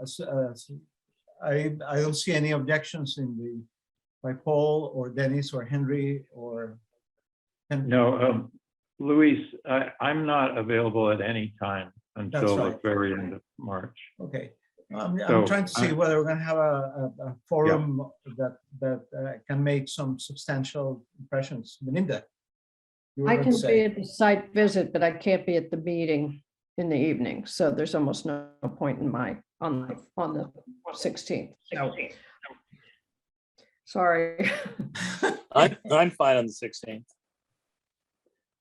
Okay, if we were to do it way before the 16th, let's say on the 9th, March 9th, would that provide more flexibility? I know that Paul won't be here and Peter probably will not be here either. But Henry has been very quiet. So, I'm not going to Florida, so I defer to everyone else. okay. Melinda, you won't be here on March 9th because you are going to be somewhere else. I will be here on March 9th, yes. Oh, Wait, okay. yeah. So why don't we do it on March 9? No, I think that would be a. Okay. Fine. Okay. So if we can set up, Heather will take care of that, setting up a meeting for March 9, a site visit for March 9 at 2325 Lang Street. And that will be at 8 o'clock. 8 o'clock in the morning. Yes. That's And, fine with me also. There are some structures, the one that are the proposed additions that are in yellow, is that correct? That are different from the outline of the current structure. I am correcting that assumption, or I'm doing the. Yes, if you're looking at the site plan, Heather, if you could put the site plan up. Yeah. No, what I was going to say is that if you have any structures that are going beyond what it's already there are some structures that you're taking down. So that doesn't really matter, but the ones that you are adding to the current structure, if you can stake them on the ground, so we have an idea of what their dimensions are, that's usually very helpful. Yes, we will have that staked by the meeting on the 9th. Okay, perfect. So I'm gonna go around top to bottom. Dennis, any comments? No, I think I'll wait till the site visit. I have to say I'm not in love with the windows on this building, but that's what they inherited. So I think that's what they have to work with. It's a little strange to have these. I don't know, what are they? 6x6 windows down below, and then these big panes above. But we'll see more of this on the site visit. Thank you, Dennis. Henry? It's an oddly treeless street, and so much thought has gone into removing wires and so forth. I wondered whether the landscape plan is being developed further. And I have a Mr. Nickerson question, which is that the drawings, which are very good, show no interruptions anywhere on the roof. So what I don't know is whether you have planned any chimneys, toilet vents, things like that are going to start to complicate your elevations. Well, there will be, yeah, there'll be no chimneys. There will be a toilet vent. We can combine all the vents into one and pierce the roof in one location. So I might comment about that a little bit. This is Kevin Hurley again. If you look at the left side of the building and you're standing on the side on the left side of the building, you can see 5 vent pipes going up through the roof. All 5 of those vent pipes will be removed. We're going to re-roof the entire structure, and the vent pipe will be someplace in the right rear portion of the building. there'll be 2 vent pipes, one for each unit, but they will not be visible from the left side or from Monument Street like the 5 existing pipes. And then Heather, if you just put up the landscape plan for a second.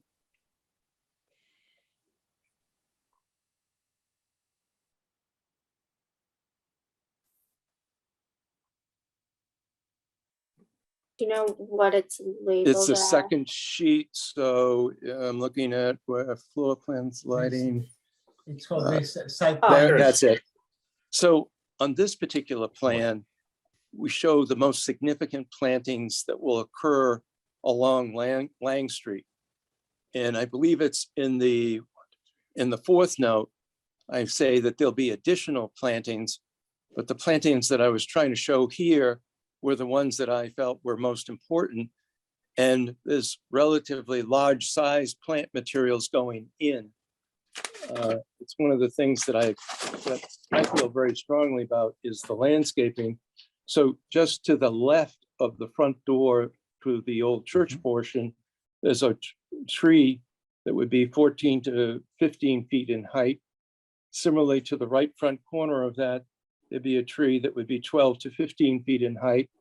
And then going back on the right-hand side, there's trees that range from shrubs at 4 to 5 feet to trees that range from 6 to, I'm trying to read my own plan, which is a small plan. I think it's 15 feet also. And then on the opposite side, on the left-hand side, there are 2 substantial holly trees that we'd put in that area to further break up the view from Lang Street to this property. Thank you. Thank I think you. it'll be an addition. Thank you, Henry. Peter. This is one of the most wonderfully odd buildings I've ever seen in Concord, and that is the cutest little carport in Christendom, really. I'm almost sorry to see it go, but I think that overall these will be very, very handsome modifications to this existing structure. So I'm excited to see the project go forward. That's all I have at the moment. Thank you, Peter. Melinda. I just want to make sure that there will be something that indicates the new roof line on the second building. I think it's the second building. This is all a little bit confusing to me, but I want to be able to visualize how high that's going to be. Is that possible? I think that what we might be able to do is compare that to the existing roof that's there and be able to tell you that it would be X number of feet over the existing roof.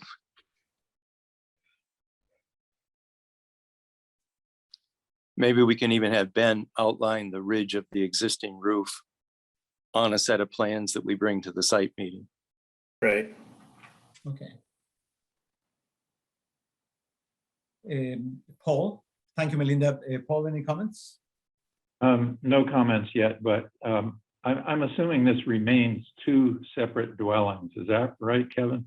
Yes. What's going to happen is once we finish the renovation inside and out, we will sell the front unit at 25 Lang Street, and my wife and I are going to retain the back unit at 23 Lang Street for our own personal use.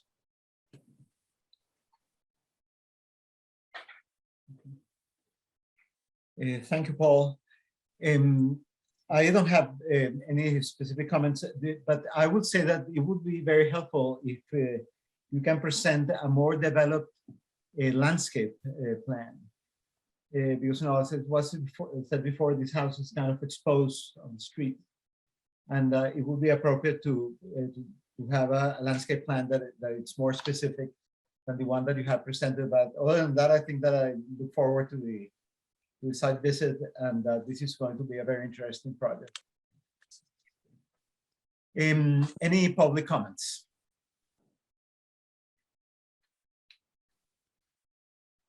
Okay, in the absence of public comments, I will ask for a motion to continue. Luis, there is a hand raised. Oh, Stuart Wilson, go ahead, please. You're muted.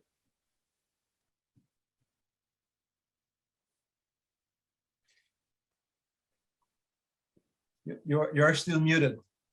Go ahead. Unmute yourself.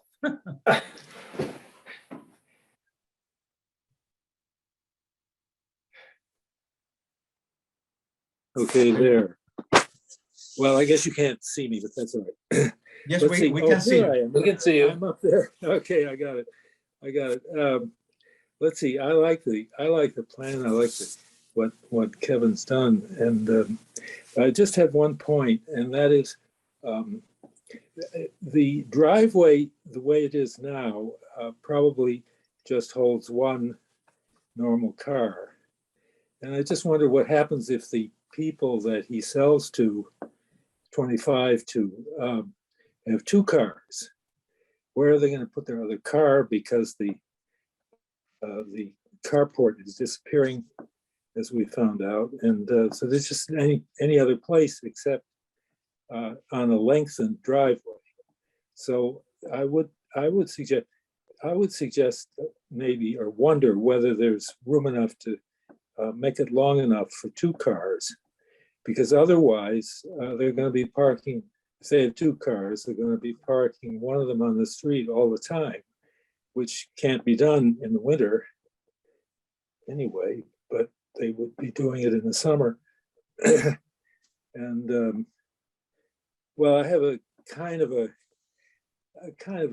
strong interest in this because we live right across the street, and we never had that problem with the last people, with the Woodlands, because the little carport was there, so they had one car in the driveway and the other car was in the carport.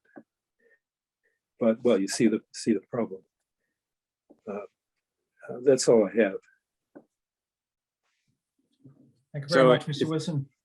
If I Yes. might comment, Kevin Hurley again, we are Yeah. extending the driveway on the right-hand side of the property slightly so that there can be two cars parked in that driveway and not have those cars extend into the street.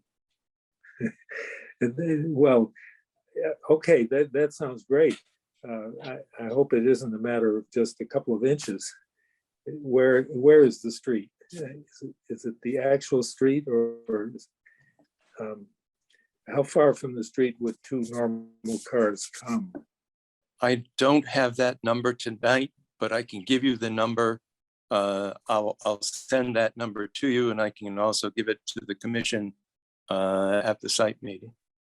Yeah, would it mean one of the cars crossed the sidewalk over there? The sidewalk we're proposing to remove. So I there is see. an asphalt.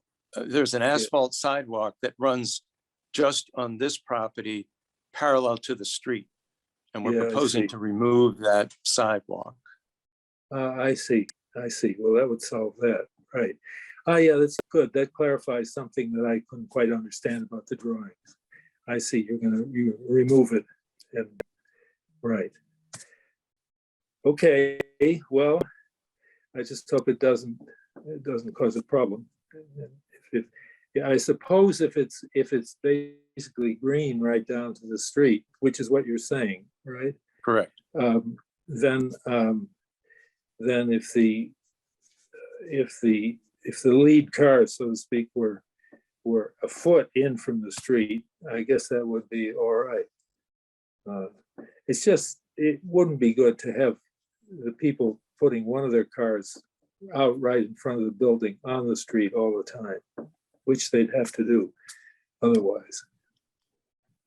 No, I agree with that. They should not be parking in the street. Yeah.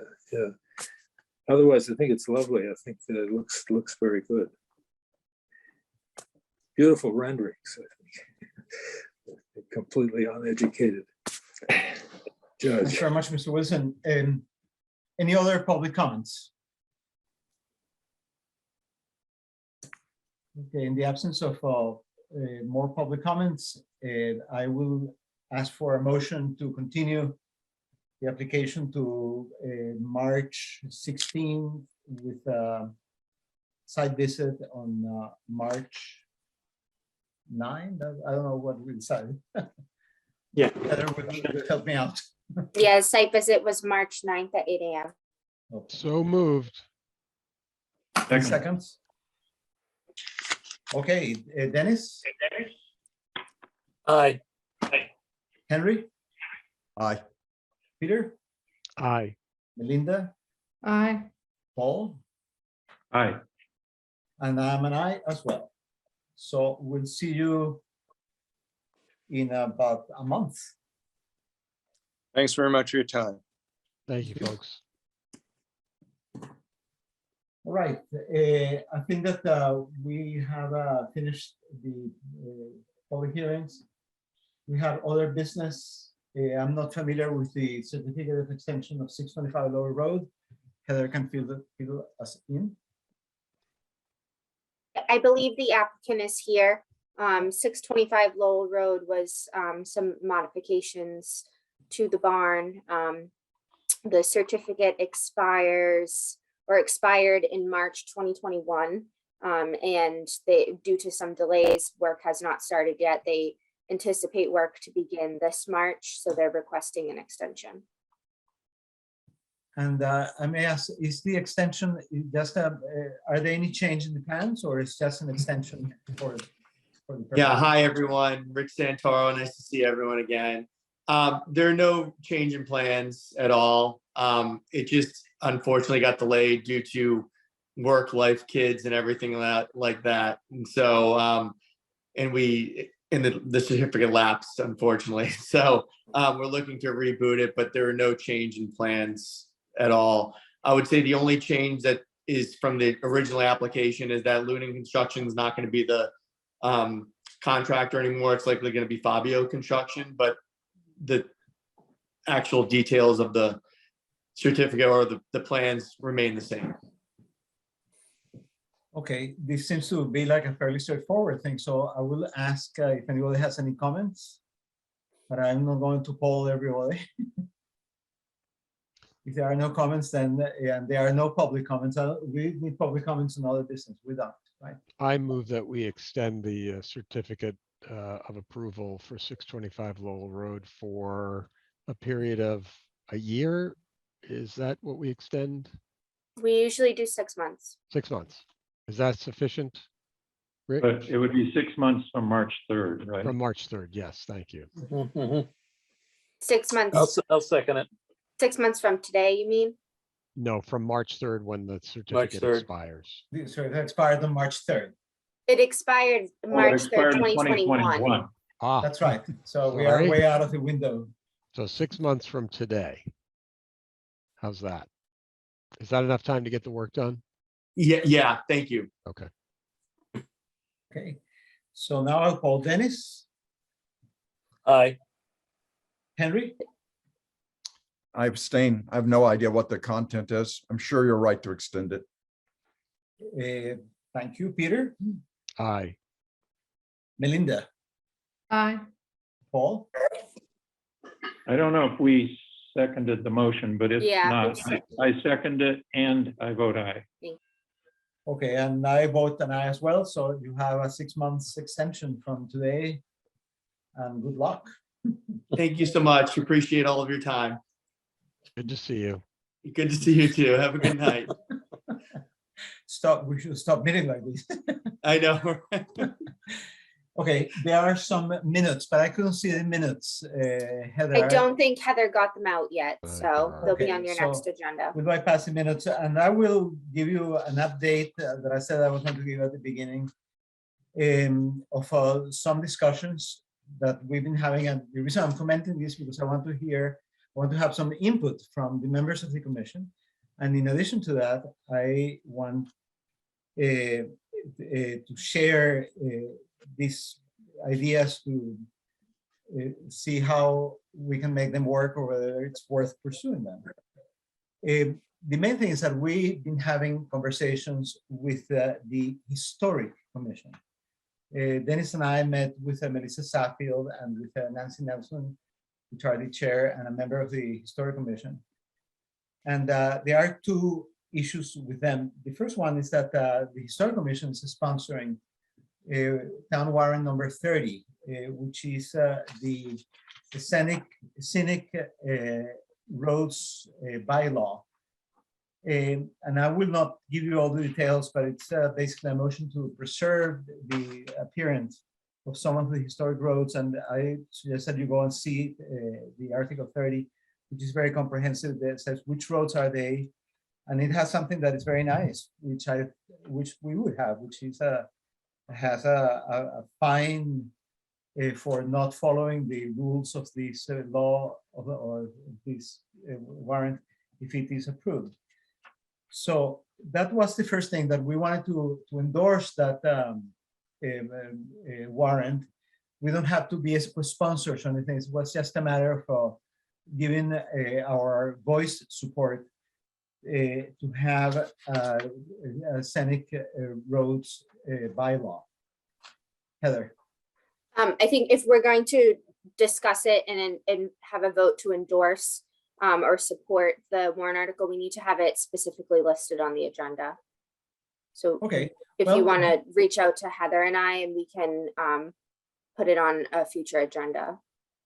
Okay, so let's consider that what I just described to you, it's an idea and a project, and I will put it in the agenda. And if you think that it's a good thing, then we can vote it up or down.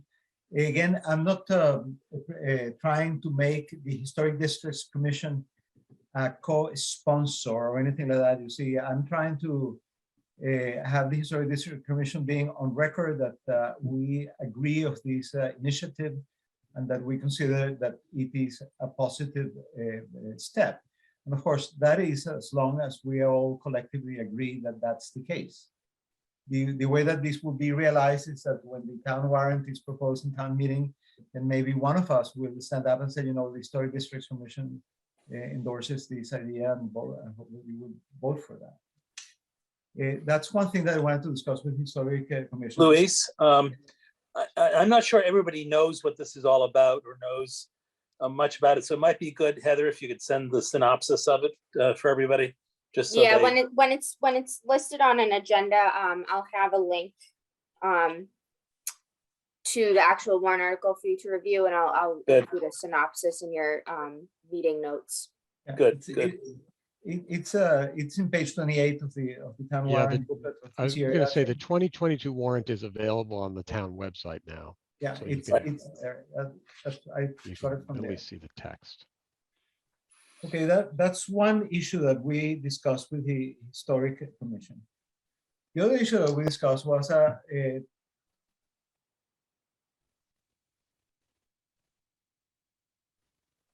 you froze, Luis. Oops. Hello. We lost him. There you There are. he is. There you are. Oh, everybody got froze. You all went. My connection is unstable. That's good. Okay, the second thing is that we wanted to have the Historic Commission as a resource to the Historic Districts Commission. What this means is that, you know, us as a Historic Districts Commission are in charge of making the actual nitty-gritty decision whether this thing goes or doesn't go,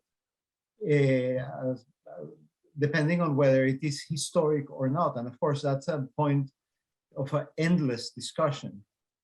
So what I wanted, the way that I wanted to conceptualize these issues, to say that we are a Historic Districts Commission, but that we should be informed by historical facts. In other words, we cannot come up and say that this is historic because we decided. So it would be very nice to have a context by which some entity that has some expertise or some knowledge of the field then informs us about the historic references that may exist in one site that we are considering.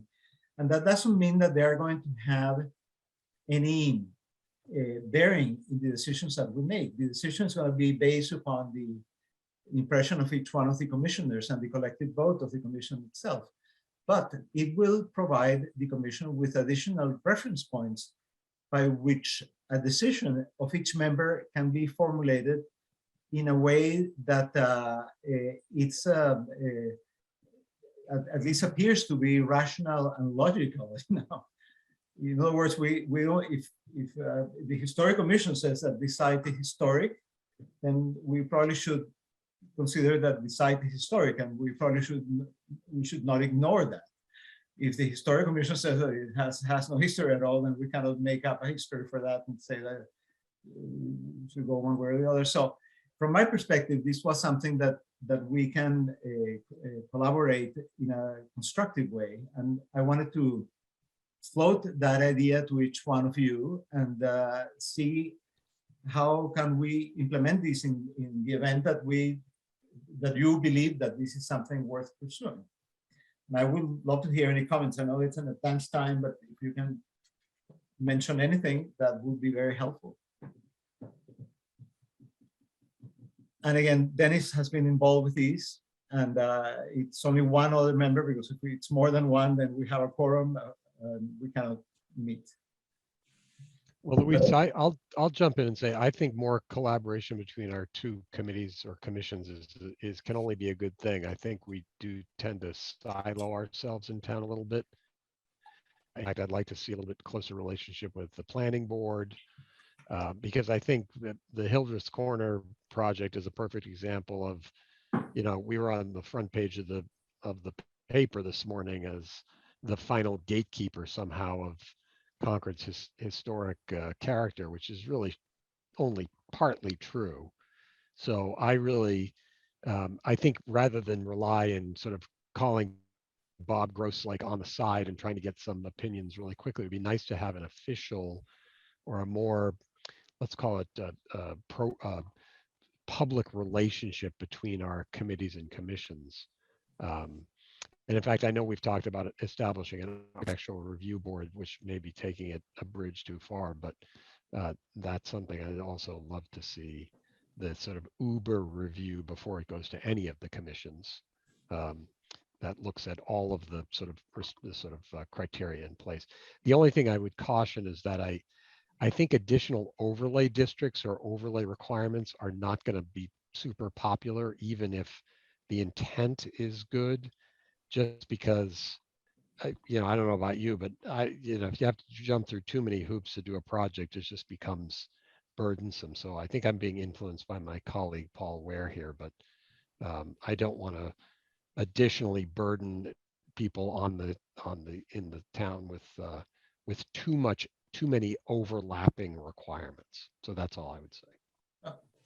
And the way that I believe that this would work would be if there's no involvement of the town, in the sense that, if we get an application, let's use again 615 Lower Road, because it's on the forefront. If we get an application for 615 Lower Road, which is controversial from the beginning, then it would be very useful to have a statement from the Historic Commission saying, this is historical and why. You see, and there may be many perspectives on that, and that is not a factor that it's going to determine how we make a decision or not, but it's going to be a factor that it's taken into account in the sense that I see, it's informational. I see. Okay. It's informational. You see, we're not adding any layer of regulation or control. We are just saying we have learned people, we have resources. I think that we personally, when we are dealing with a difficult project, you see, I have many architect friends, etc., and I ask them to educate me. So I like that's the idea. Very dangerous to ask architects for our opinion. Well, that's the reason God created them, to have opinions. But that is exactly what we're trying to pursue, but in a sort of a more predictable, because my point is, we have a historic commission, which is the only thing that they deliberate about the historic role and the historic references of Concord. So they should be a very rich resource of references for what we actually do. Agreed. And I think that should be, that cooperation should be more fluid, and that's the reason I'm putting it in the forum to see how you all believe that this would work, you think it would work. So I love to hear feedback, and any comments, you can send them either directly to me or through Heather. I don't think that this is anything deliberative as a historic districts commission. I think that we're just trying to make the process a little smoother from the perspective of controversial sites like Lower Road.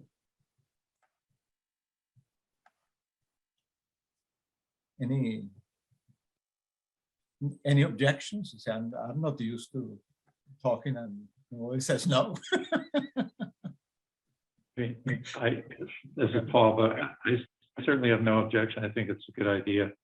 I think that 615 Low Road is a good illustration of a circumstance in which it would be beneficial to the community as well as to us, because I mean, I think the commission's decision was right. I know I voted against it, but part of that is that I think in the long pull, that community is going to vote against anything at 615 Low Road, and it might be helpful for the historic commission, or the combination of entities to comment on the significance of the area, but also the fact that there's an interest in permitting some development, however circumscribed.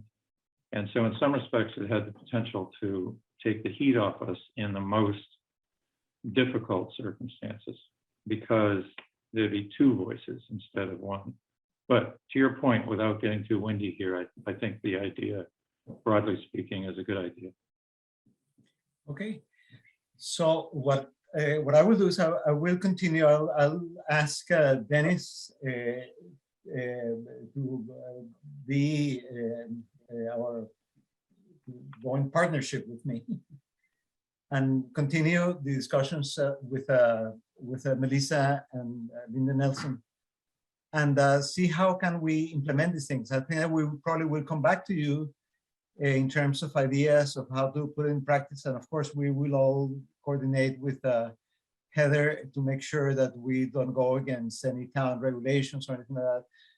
Again, this is just a matter of broad cooperation between different boards and committees. And Peter mentioned an architectural review board. Well, that's the next project. So be prepared. I support what you're getting at. If you step back and you look at the 615 discussion, what many people will have seen is are saying that large construction on that small site ruins the historic character of the area. And then many people will simply say, oh, they're just local people saying they don't want anything near them. And in no case has what is significant and a definition of the historic character of that particular corner been described sufficiently so people would understand what they're protecting. And I think that that's a conversation with the historical commission folks that can help. And again, I don't want to take upon ourselves a role that we're not supposed to have, but I do think that if you look down through hundreds, as I have in the past, of nomination forms, that people, the weakest area in nomination forms is typically the line that says explain significance. And in my experience, the weakest area of historic commissions is the inability to ascribe significance of various degrees to different aspects of a building and building proposal. So I think that on very controversial sites, just as you have said, it's important that we be clear about that. And if Melissa and Nancy and their colleagues can help do that, then I think it helps the town in many different ways. Well said, Henry. Thank you, Henry. Very well said. Thank you. Heather. Luis, just in the future, if we're going to have discussions about things, if you can email Heather and I to add it to the agenda so we can have a specific agenda item listed. Okay. Brief updates are okay under other business, but conversations and discussions like this, we should have specifically listed on the agenda. Okay, we'll do that because we hope to have a few more. And of course, any initiative in parts of any of the members of this commission that you think that we should pursue, by all means, let us know or make it public, and we'll discuss it. This is what I'm trying to do. So I don't think that there's anything else. Anybody else has anything else to discuss or to mention? I'll make a motion that we adjourn. I have to do something before we adjourn. I want to I'm sorry. ask. Thank you. I want to Linda, ask for a attending. motion to thank Linda Escobedo for her Yes. patience, and because you, apparently Linda. she's still there and she hasn't opened her microphone yet, except now. I'm looking forward to joining all of you at the Nosh. That's one comment I would make. And the other comment I would make is that the this introduction of a discussion that you had just now and that you're going to continue in the future, I think is a good one. Thanks very much. Great. Good. All right, so I hear a motion to dismiss or to adjourn. I can make that motion. Come on. You wanna I stay made here? it. Can I Peter, second where's my your own motion? motion? Where's your motion? Second, Paul, okay. Hand Well, thanks very raised. much. Thank you, Heather. Thank you, everybody. Thanks, Bye. everybody. Good night, Bye. everybody. Nice to-